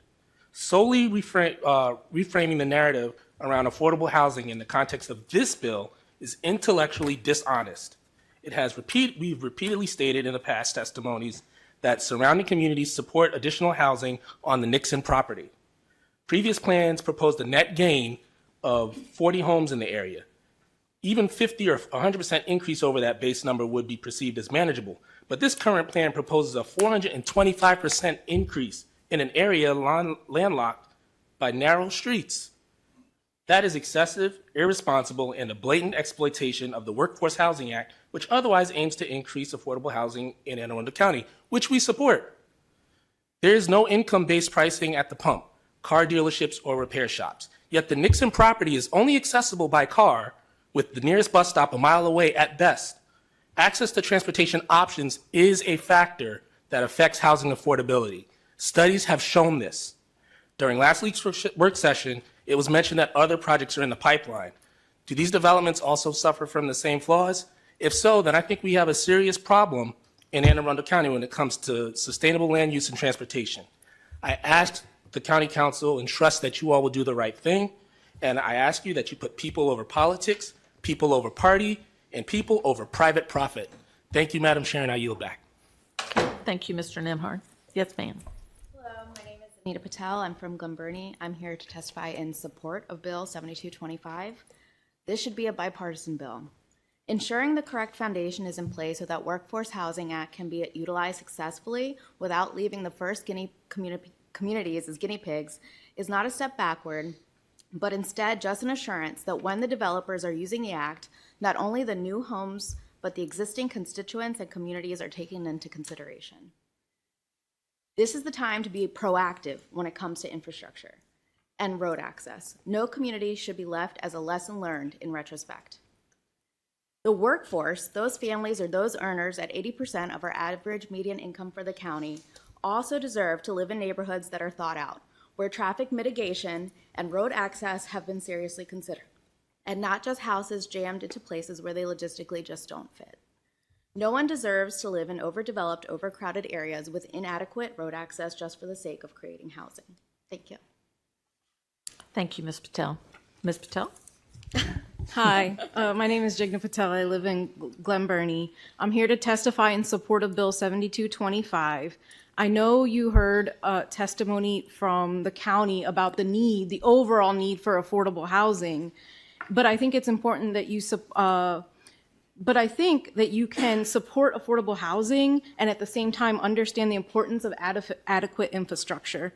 With the addition of Housing Attainability Act going into effect this year and adding R22 to workforce housing, there's ample opportunities for responsible development. And I would like to take a look at this bill on a more granular level. Bill 7225 does not stop workforce housing developments. It's a small change to adjust for adequate infrastructure, in this case, road access. In the letter from the Maryland Department of Housing, they mentioned building with density without overwhelming local infrastructure. That's exactly what Bill 7225 does. The bill allows for a 200% density bonus in R5 communities where adequate road access is available. So we're not cutting R5 out of workforce housing at all. You can build double when there's road access. Isn't that the definition of density without overwhelming infrastructure? It's important for the county to find a balance between development and infrastructure. The idea of appropriate roadways shouldn't be controversial. High-density housing should have adequate road access. When road access is more limited, the density should be reduced. The response from planning and zoning when asked about traffic impact is that they simply follow code, which is why we need to change the code. Bill 7225 is about finding a smart, balanced approach to development. Thank you. Thank you, Ms. Patel. Yes, ma'am. My name is Deanna Edmonds. I am a second grade teacher in Anne Arundel County at at Glendale Elementary School in Glen Burnie. I am one of the workforce folks who was priced out of Glen Burnie. So I had to move to Baltimore County, even though I've been teaching at Glendale the entire time. I really wanted to live in the community where I was working because I think it's very important for the workforce to be connected to where they work and live all together. I am definitely hearing all of the different sides of the argument here and really taking it all into consideration. I just worry that with anything where we're trying to make more of this workforce housing, there can always be an argument against it. Like we need this, we need that. It feels urgent. And so if we really need better infrastructure, could we not just get like more bus stops? Like, I feel like there's other things we can do rather than just limiting this. I just think about all the students at my school who are technically homeless, who have to be doubled up. And so it's not like we need this now. So the more urgently that we can build this housing, the better. Thank you. Thank you, Ms. Edmonds. Yes, ma'am. Council members, I'm Heather Cassidy.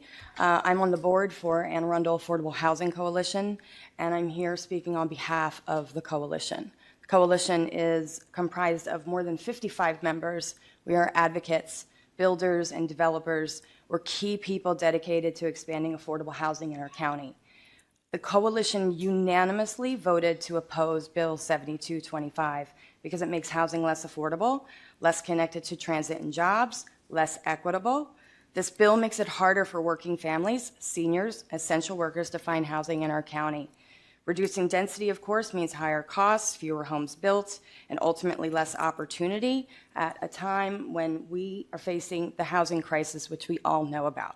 And the new Poverty Amidst Plenty report that was just published actually points out that there's been a 24% increase on the waiting list. So that is almost 23,000 families in our county. So as the bill itself acknowledges, there are pending county workforce housing projects designed under the current R5 density rules. This bill threatens their feasibility, and it would likely force redesign, reduce unit counts, increase per unit cost, or even pull projects that have commitments and financing in motion. So Bill 7224 and 6025 were important additions to the county's affordable housing opportunities, and this bill's in direct conflict and weakens recent progress, as has already been echoed here. The coalition does urge you to vote against Bill 7225, and I want to thank you, and with respect, thank you for your time. Thank you, Ms. Cassidy. Next, Linda Hannafin-Bonner, Stephen McCracken, Melita Rawlings, Brooke Shandelmeyer, and Christina Corona.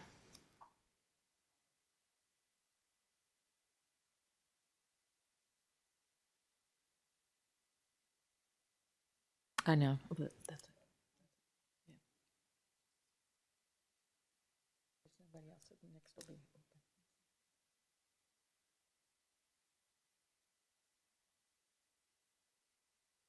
Dr. Bonner. Good evening. Excuse me, Linda Hannafin-Bonner. I'm co-chair for Anne Arundel Connecting Together, the Attainable Housing Team. ACT's members represent the faith congregations throughout Anne Arundel County that represent nearly 30,000 residents throughout the county. We're committed to supporting legislation furthering the development of housing that's attainable to our workers, retirees, and those living within or below the AMI. ACT urges all members of the council to vote against Bill 7225 that would negatively impact the density requirements to enable workforce housing to occur in this county. This opposition further ACT's commitment to enabling changes in the existing zoning for residential use to further the goal of affordable housing. I again want to bring to your attention about the report forthcoming from the Maryland Comptroller's Office identifying why residents are leaving the state of Maryland, with the primary reason being that they cannot afford the cost of housing in the jurisdictions where they work. This flight impacts businesses' abilities to retain workers, which means if they close, the county loses workers and we lose taxes to provide the services that residents need. Zoning and land use decisions are among the biggest barriers to attaining affordability in the county's housing stock. Our workforce housing policy provides an essential option to provide housing while protecting the environment and making use of existing infrastructure. ACT encourages greater emphasis on removing the barriers and identifying more workable actions to increase the county's housing stock with well-placed density and making attainable housing affordable to our workers become a reality. Thank you. Thank you, Dr. Bonner. Yes, sir. Glenn Murray. May I ask everybody in here in support of the bill to stand up so you just see how many are here? You don't mind, just, I was told yes. Thank you very much. I'm here in support of Bill 7225 by reducing the density of housing in R5 for workforce housing. This bill will allow for a reduction in the amount of traffic congestion to already overly crowded communities. I am concerned because currently there is a developer who has plans to introduce over 300 vehicles to my already overly crowded community. This could cause a safety concern for the children at their school bus stops and when at play, and the pedestrians getting in and out of their parked vehicles. I just feel that there's an overwhelming amount of vehicles added to our community, and 300 is a low ball number. So that's all I have. Thank you, Mr. McCracken. Ms. Corona? Good evening. My name is Christina Corona. I'm the president of the Teachers Association of Anne Arundel County, here to speak on the proposed bill 7225 that would limit the ability to build workforce housing in this county. Our union has been advocating for affordable housing for several years, so after significant community input and advocacy, we were excited when the Attainable Housing Bill finally passed. For us, affordable housing is an essential way for ACPS to recruit and retain more educators. In order to attract educators to our county, it would be great if we could assure them that they will have opportunities to live where they work. Unfortunately, though, this is not the case for many educators, especially for our early career educators. While the county has worked to improve beginning teacher salaries over the last few years, the first-year teacher salary of $62,000 is still not enough for most to be able to purchase a home in Anne Arundel County. In addition to Unit 1 educators that TAC represents, our ESPs, or Education Support Professionals, who include our custodians, food service workers, and teaching assistants, also deserve to be able to purchase a home in this county. ACPS struggles to fill the vacancies of these critical school personnel who ensure we have safe, welcoming, and well-run school system. If they have access to more affordable housing options locally, that would make it easier for them to work in our school system. The lack of affordable housing in this county also negatively impacts our students. Rising housing costs often force families to make difficult choices as they try to cut expenses. This can lead to issues like food insecurity, which impacts the student's ability to come to school ready to learn. Ultimately, we know that the best educational outcomes are the product of communities in which both students and educators are able to show up as their best selves without external financial pressures weighing on them. This is why educators advocated for the Attainable Housing Bill that passed, and why we're disappointed that in such a short amount of time, this council is already considering ways to limit the ability to fully implement it. Rather than finding ways to restrict where affordable housing can be built, this council should be looking for ways to encourage and expedite the process to make more affordable housing available to residents of this county. Thank you, Ms. Corona. Thank you. Okay. Is there anyone else here who wishes to speak on Bill 7225?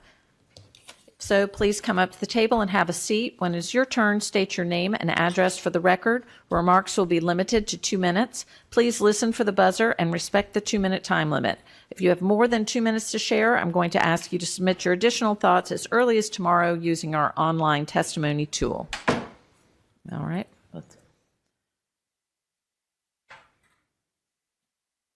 All right. Who wants to go first? Jump in. So again, Jennifer Jackson, Pasadena. I am overall not for this bill, although I think there are certain things that we need to look at, which I vaulted last year when we were talking about all of these zoning and all of that stuff. And that's that in the Project 2040, there is no plan for infrastructure. There's plan to connect the trails, there's plans for all these great things, but there's nothing to deal with the traffic that all of these homes will cause other than do a study. We all know that we have traffic problems here.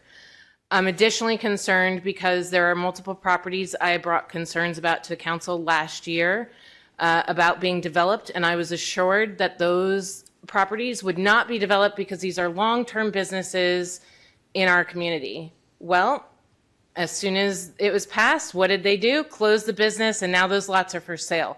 What that's going to do in Pasadena is drive Pasadena Elementary to an already stretched capacity. We are one student away from capacity. Redistricting really put a strain on our school. We doubled. We have a new neighborhood going in that will come to our school. These properties will funnel to our school. They're going to funnel down the peninsula.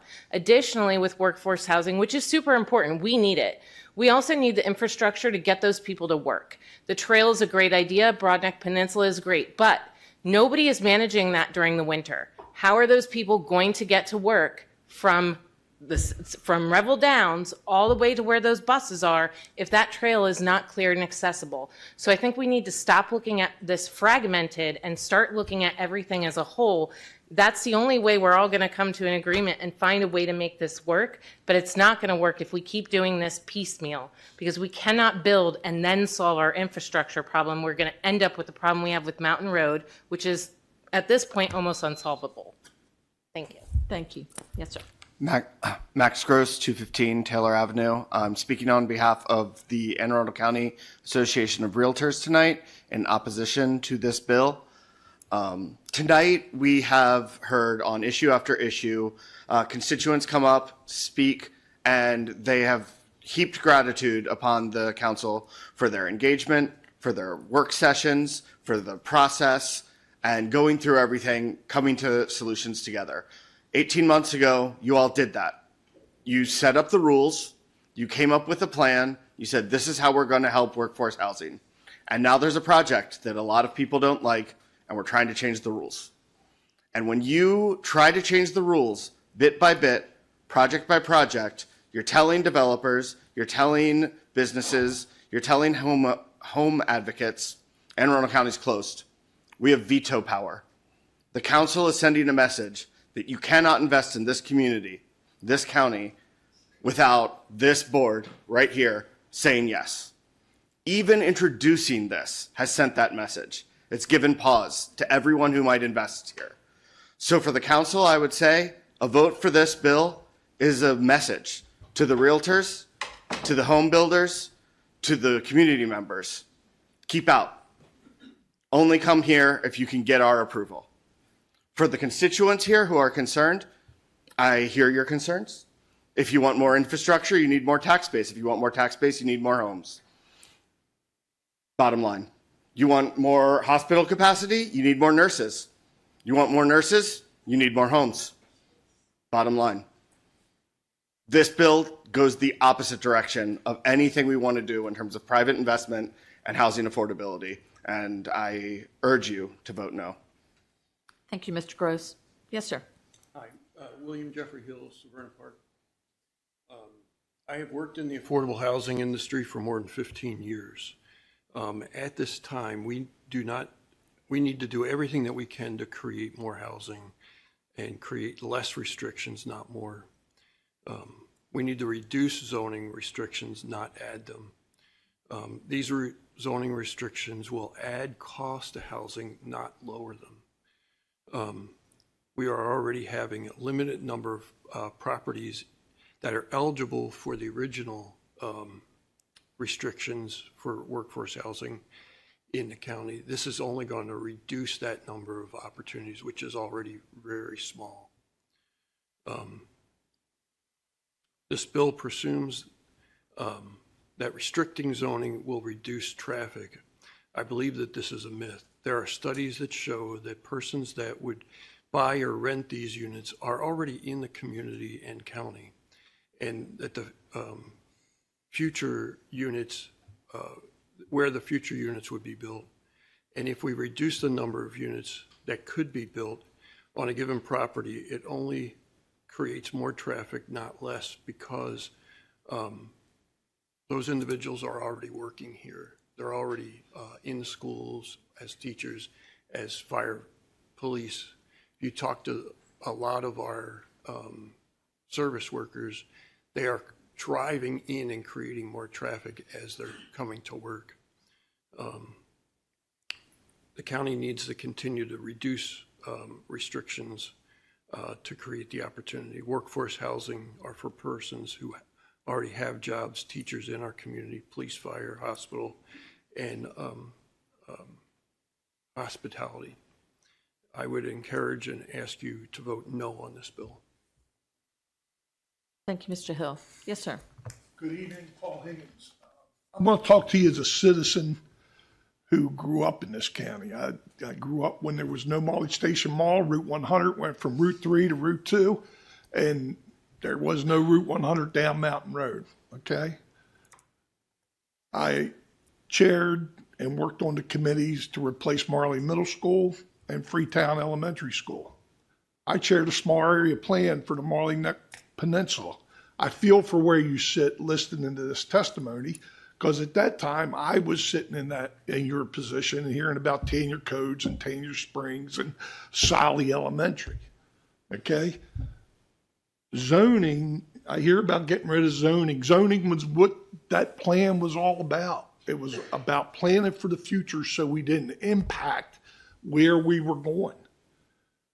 And now the Nixon property, we're doing just the reverse of what we tried to do in that committee when we put that plan together, okay?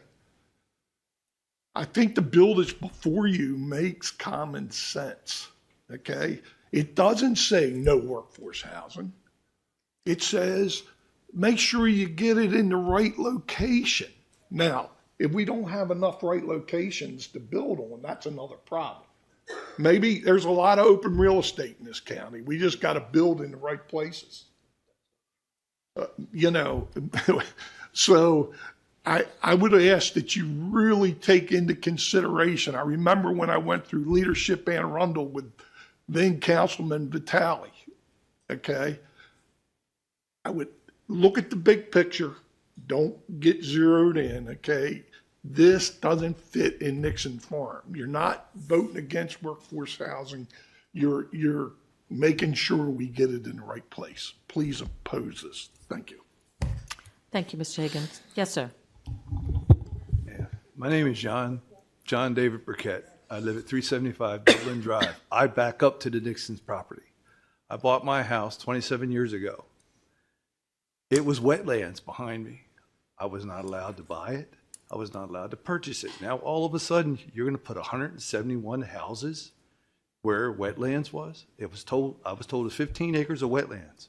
I was trying to purchase some of that to expand my yard for my dogs, my grandchildren, my great-grandchildren. Okay? Over the years, when I found out, after we had a couple of really bad rainstorms, snowstorms, I lost 2 swimming pools. They collapsed because of the water coming off of the Nixon property through my land. Now, they've been backfilling wetlands for years, illegally. Nobody did anything. We called the county. We did everything we possibly could to report it, and nobody did anything. I know I called 40 times myself. The things that this county does is appalling to its own people. I spent time building my house up, doing things for my community, helping my neighbors when I could, and now I want to move. It's terrible. I just don't understand it. And I grew up here. My foster mother lived at 14 Marneck Road from 1945 till she passed. I moved where I'm at so that I could be close to her. You know, my wife is close to 70 years old now. I don't think you guys even get it, what we do, what we deal with. Thank you. Thank you, Mr. Burkett. Yes, sir. I am Solomon Campbell. I live at 7775 Monahan Road. My neighbors are here in support of this bill. We are Democrats, we are Republicans, we are bipartisan. We are here to say that it's nothing against workforce housing. We're all for it. But it is no way that affordable housing can put that many houses in the space that they have designated as the Spencer Glen / Nixon property, and it wouldn't cause all kind of problems as far as the community is concerned. Our standard of living, access traffic, access to public transportation, which isn't even close, housing, hospitals, schools. They say that Tanya Springs, which is right up the street, is going to have 900 more units, but they're only going to add 4 high school students out of 900 units. Now, you come back to where we are, the workforce housing that they're planning on doing in the Spencer Glen area. If they add 2 kids more, we're overcrowded. The elementary school is going to be overcrowded. It's no infrastructure to support that many houses trying to be put on that little piece of land, the 25 acres that they want in the Glen Burnie area. Thank you, Mr. Campbell.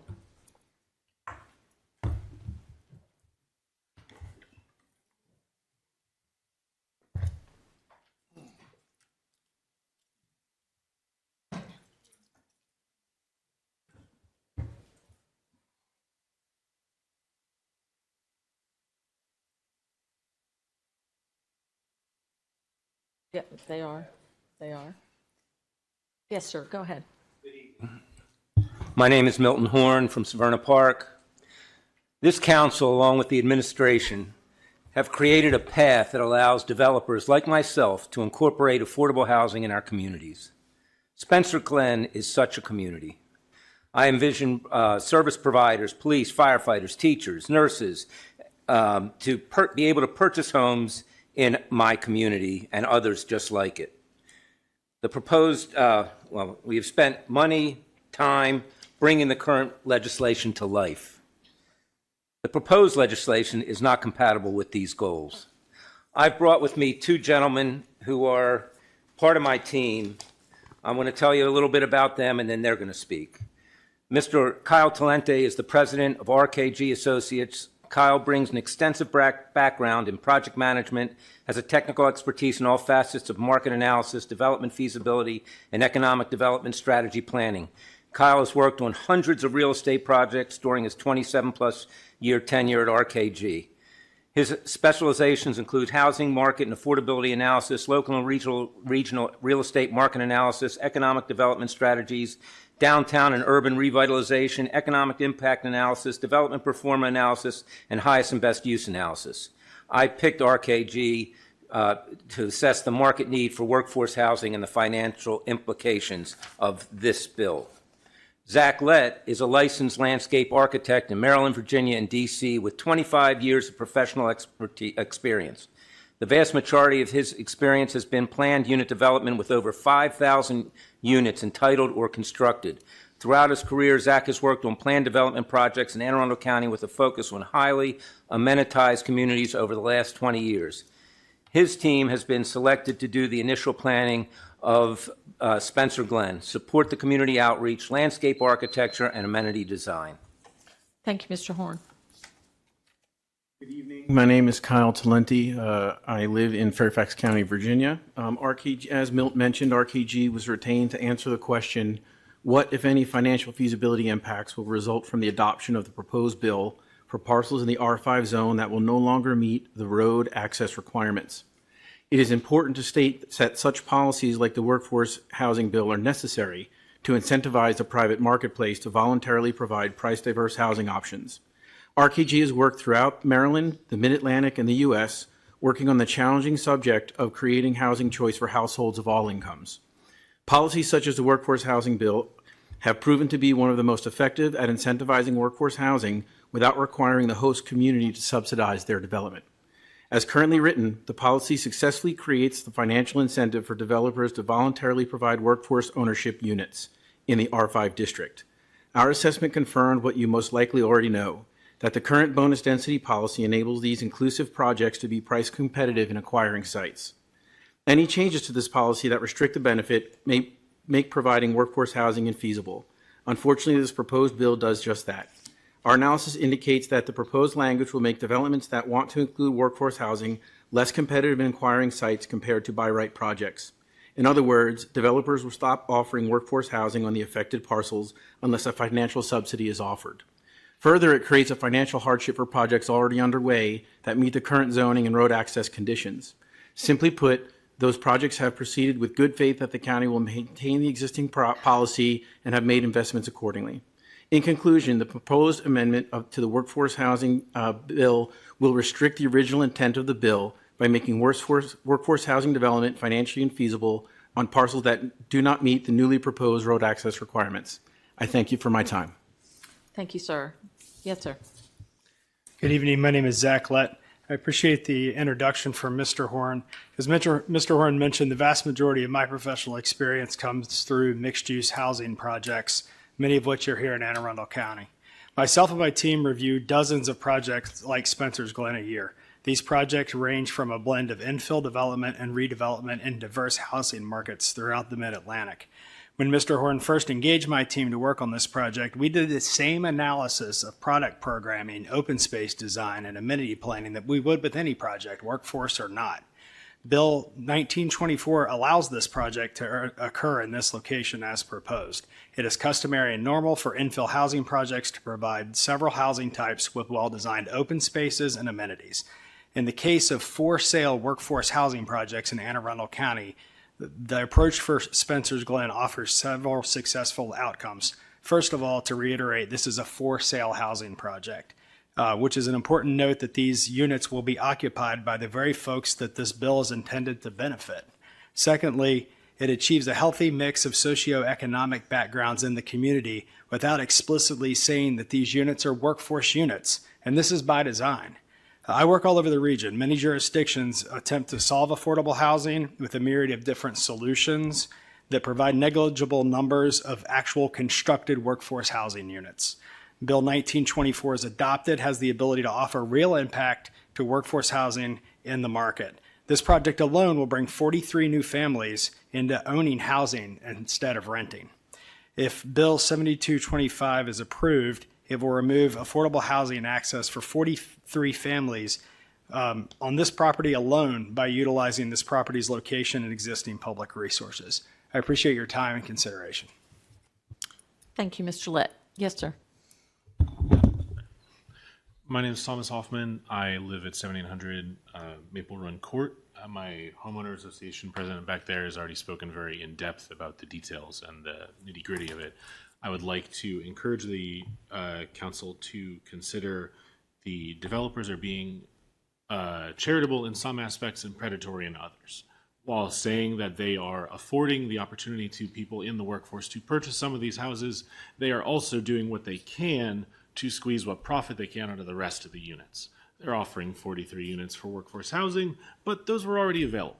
They're not doing a charity here. Sorry for being a little difficult here. Let alone the fact that the school districts are already taxed, let alone that the roads are already not built and the studies haven't been done. But while they were putting forward the plans for their developments, it may have started with good intentions, but it also is using the loopholes in the existing framework to build a profit margin. I encourage folks to consider the community. It is necessary to build these housings. It's not a bad thing to have them, but there could be a better way to interpret the workforce housing in a way that is constructive for the community and for a growing population. Thank you for your time. Thank you. Yes, sir. Yes. No. Michael Rotier, 7795 Spencer Road. I live on the corner of Spencer Road and Lincoln Drive, which will be one of the access channels to this development. I invite each and every one of you someday, probably a trash day, come try driving down Lincoln Drive. You cannot get 2 cars through the street. There are no sidewalks. There's no space for pedestrians. The density of this project would suggest maybe buses. You're not fitting a bus down that street.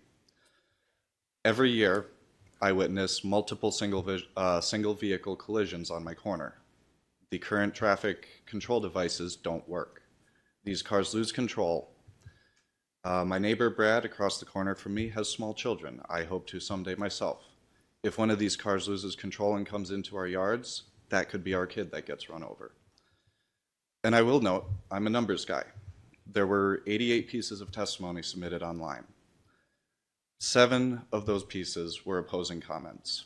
Of those, 3 were accidental. If you read the text, they are actually supporting the bill. 2 have no comments, and 2 are in true opposition. The developers previously noted, other projects that result in small numbers of units that are actually workforce housing. 43 sounds like a small number to me out of this total project.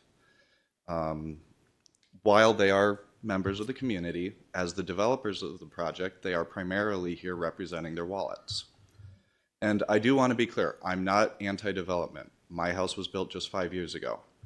And I do fully recognize the need for affordable housing in our communities. However, the county has spent a long time, much longer than I've been alive, developing the zoning regulations and the infrastructure to support it. So I ask that you trust yourselves, your colleagues past and present, that they knew what they were doing and support this bill. Thank you, sir. Yes, sir. Good evening. My name is Joe Skipper, and I live on Spencer Road, very close to this gentleman's house. I'd like to know if anyone from the council has ever come out there and looked at the 2 access roads that will have to be used to get to Spencer from where they want to build. That would be Dublin and Cork. They are extremely small.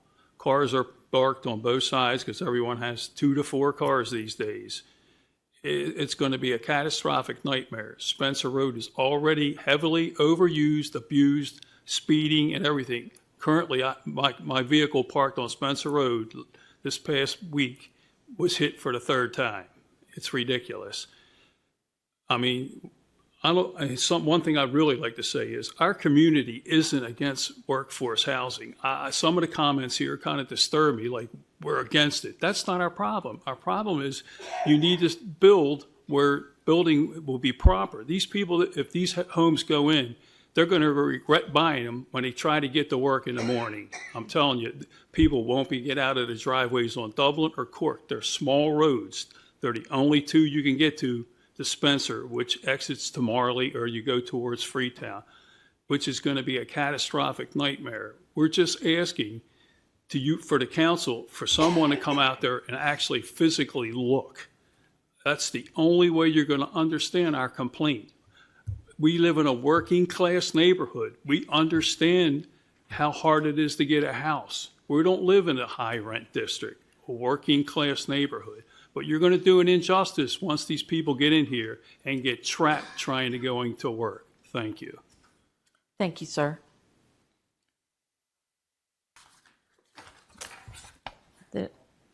If there's anyone else, all right. Public hearing on bill number 7225 is now closed. Oh, there's some more people. I'm sorry. Come on up.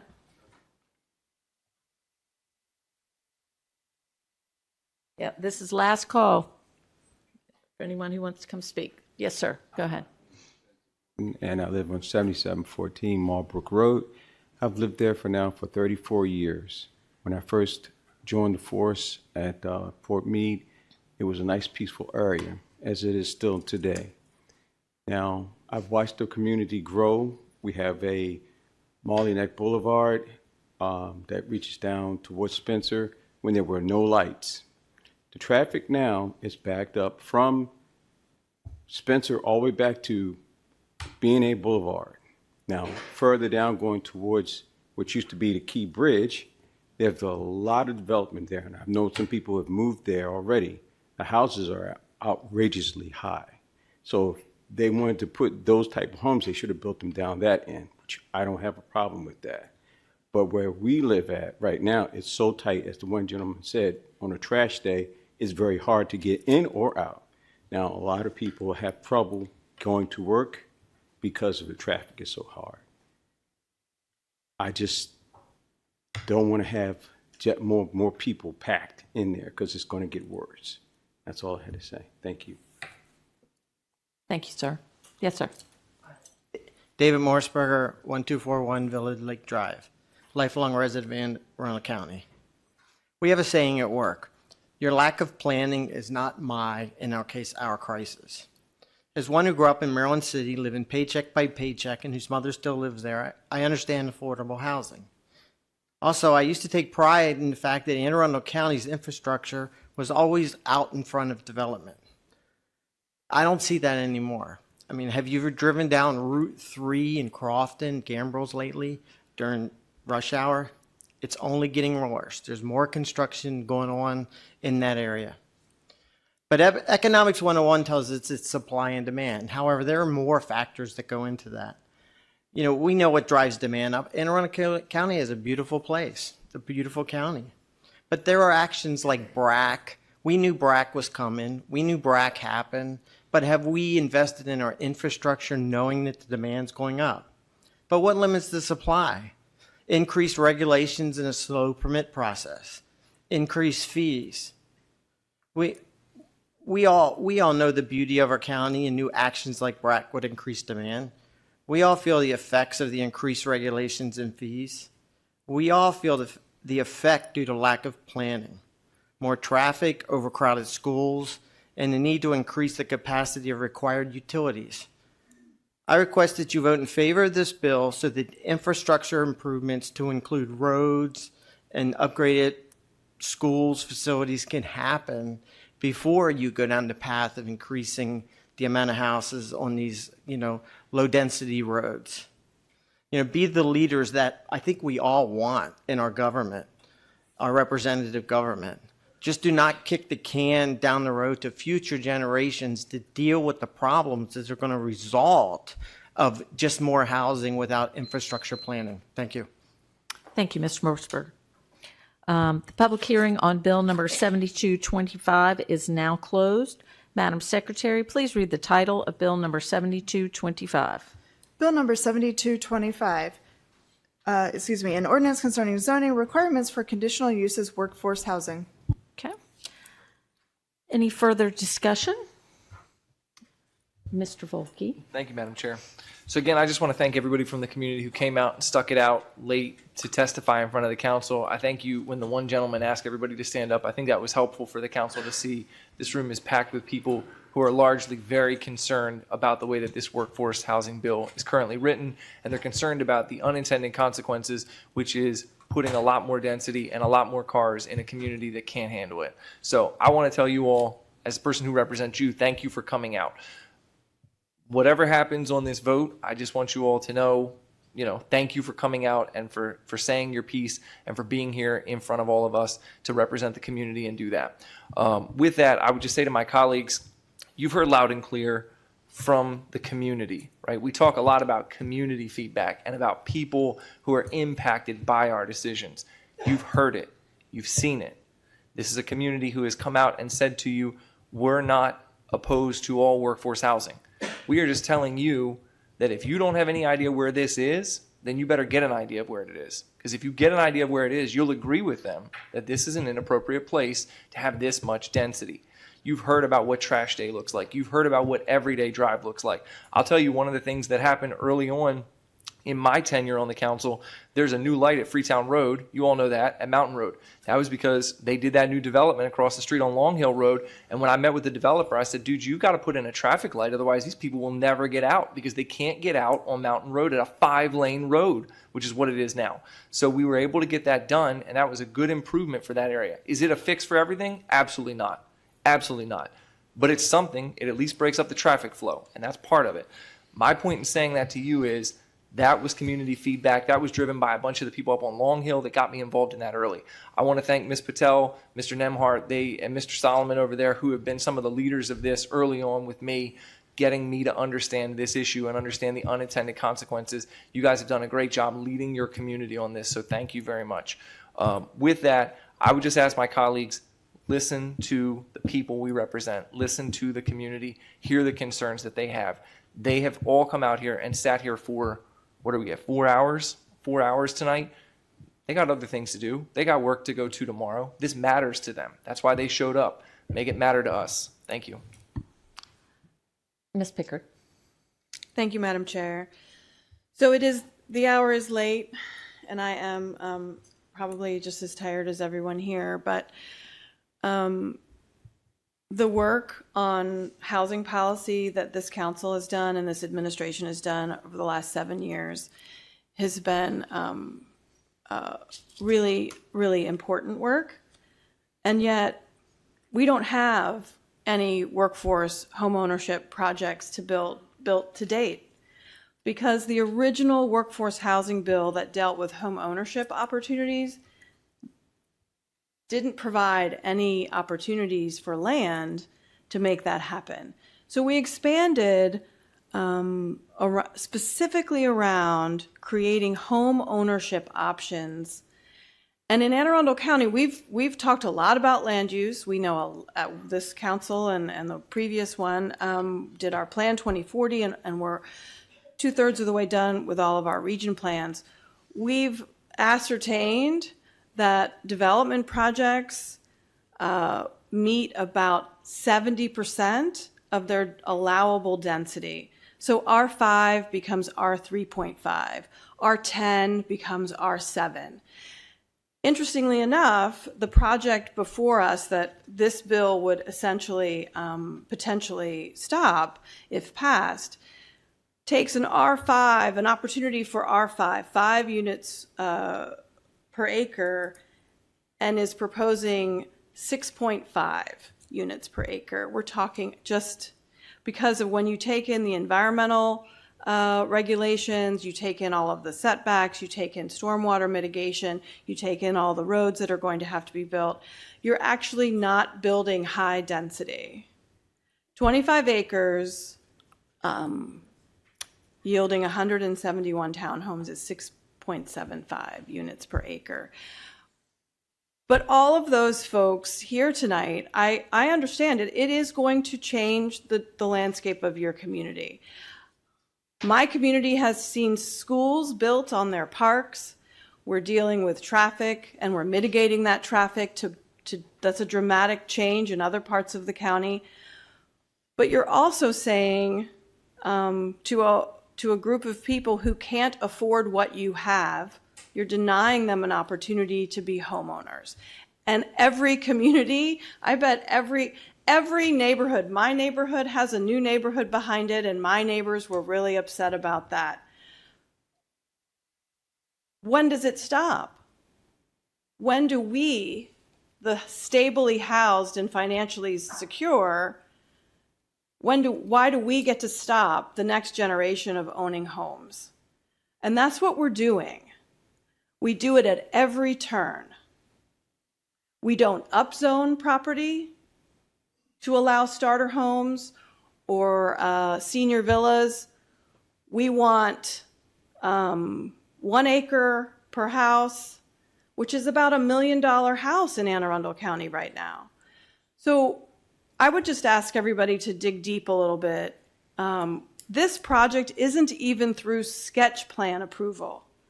So dealing with traffic mitigation or environmental concerns or access to parks or amenities hasn't even been worked out. My colleague talks about getting a light from Long Hill Road. Well, you haven't done any of that work for this project. No, folks, no. There's opportunities to work within the administration and with the project developer, and council members can be very impactful, as we've seen. Mr. Volke has done that. Okay, sir, no. No shouting out. So I'm a no vote on this bill if we don't start actually building housing. this county can't thrive. Our next generation. Does everybody do y'all know the statistics about home ownership in the country? The first time home buyers are 38 years old.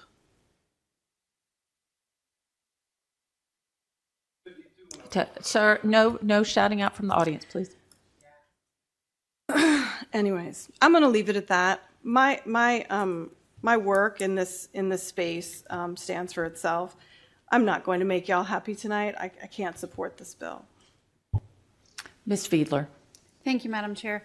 I appreciate everyone staying out so late this evening. Mr. Volke and I worked very closely together on Region 4 comprehensive rezoning, and I think one of the common threads between our two districts is the strain on infrastructure and development, and that's why I didn't do a lot of residential upzoning. I think back to when I first came into this office and was learning about the zoning code and learning about home ownership. And I would say to people that I met out in the community, you have a responsibility when you're buying property to look at the zoning and know what can happen and learn to expect what is allowed. Well, I think what I'm hearing from the folks here tonight is that you bought your homes, you knew what was around, and the rules changed on you too. So I just want you to know that I have heard you this evening and I appreciate you coming out. Mr. Smith. Thank you, Madam Chair. I do want to thank the sponsor for the legislation and the advocacy for his district.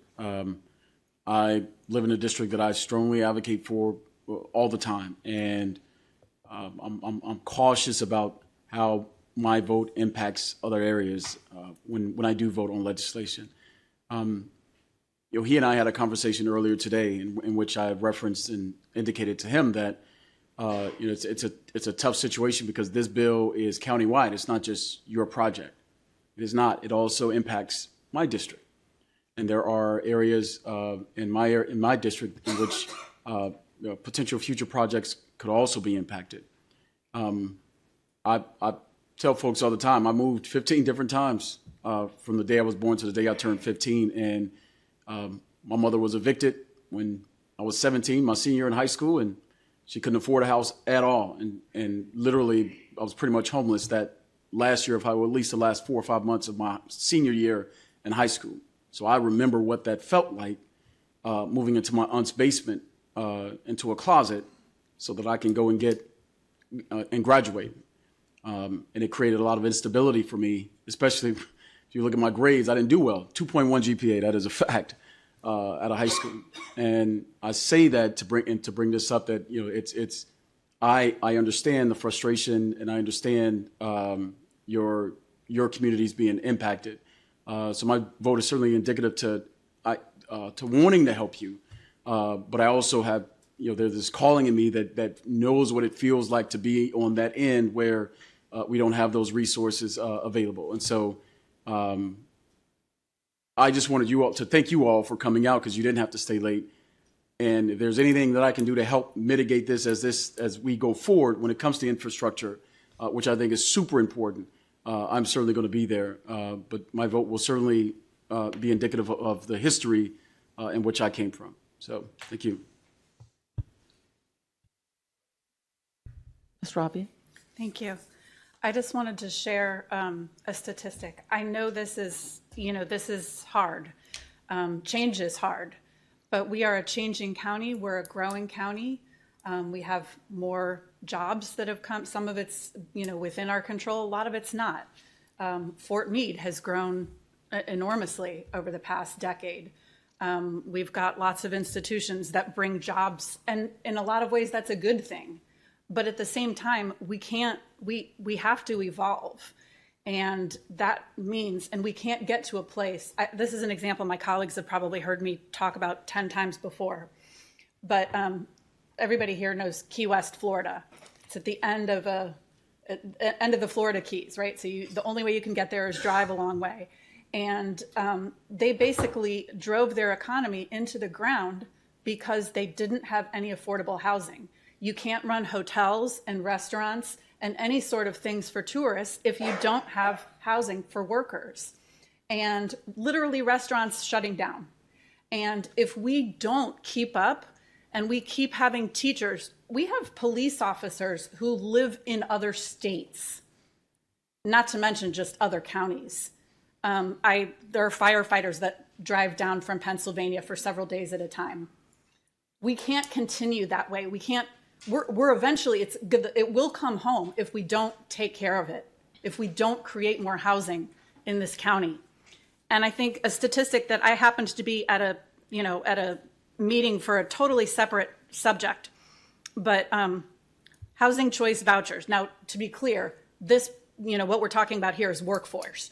Housing choice vouchers are lower income, but it's still all housing. It really expresses the need and the dire need for housing.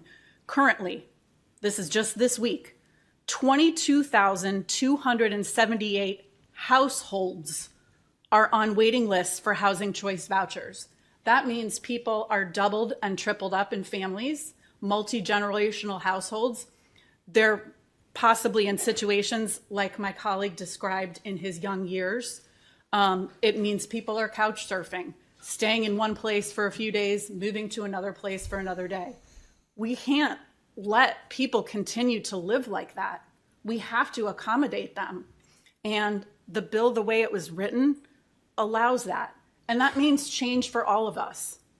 And that means we need to accept and welcome new neighbors to our community, because our community is growing. We can't just say, sorry, the doors are closed.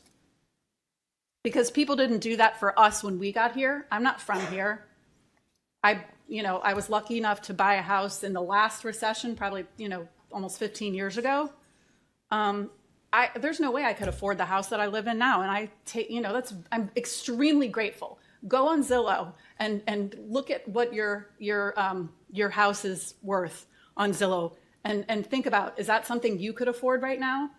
For many people that are currently homeowners, the answer is no. I couldn't. I look at it and I'm like, that's crazy. How did that happen?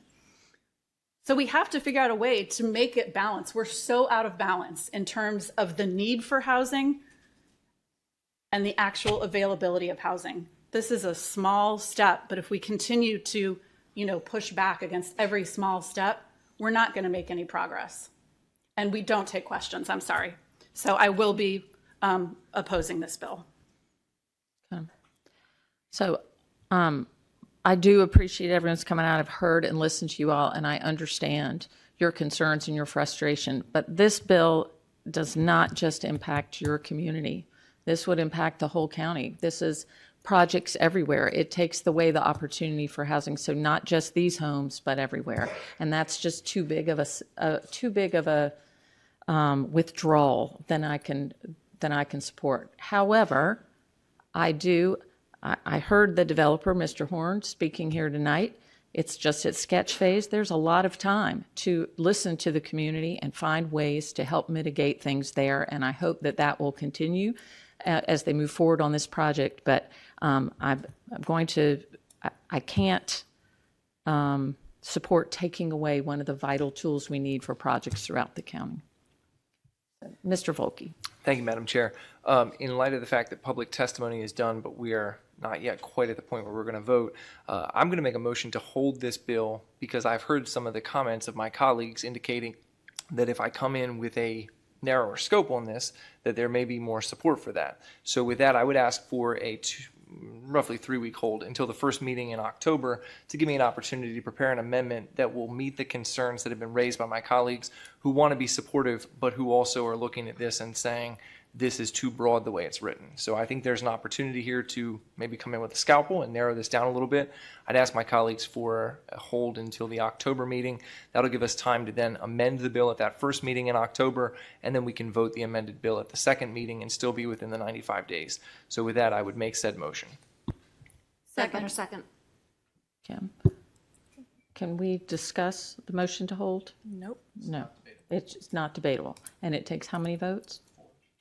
4. Okay. All right.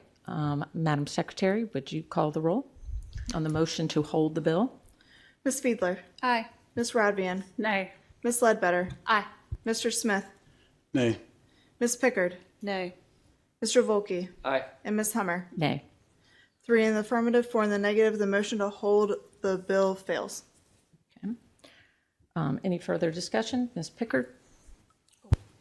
No. Mr. Volkey? Yeah, I think it's unfortunate that there was an opportunity here to potentially address the concerns that I've heard all my colleagues say they'd like to see addressed, and there's an opportunity to do that by way of amendment, and we could certainly narrow the scope of this, but it would require a little bit of time. It wouldn't have impacted anybody here on the council, so that's unfortunate, and I think that sort of speaks for itself. With that, I guess we'll vote. Madam Secretary, please call the roll on Bill number 7225. Ms. Fiedler, Aye. Ms. Rodvian, Nay. Ms. Ledbetter, Aye. Mr. Smith, Nay. Ms. Pickard, Nay. Mr. Volkey, Aye. and Ms. Hummer. Nay. 3 in the affirmative, 4 in the negative. Bill number 7225 has been defeated. Is there any other business any council member would like to bring before the county council at this time? Okay. Ms. Pickard? Oh, No? motion Okay. to adjourn. May I have a motion to adjourn? Okay. Second? All in favor? Aye. Opposed? Motion carries. The county council is adjourned to the public until Monday, October 6, 2025 at 7 p.m. for our next legislative session here in our chambers. And that is all.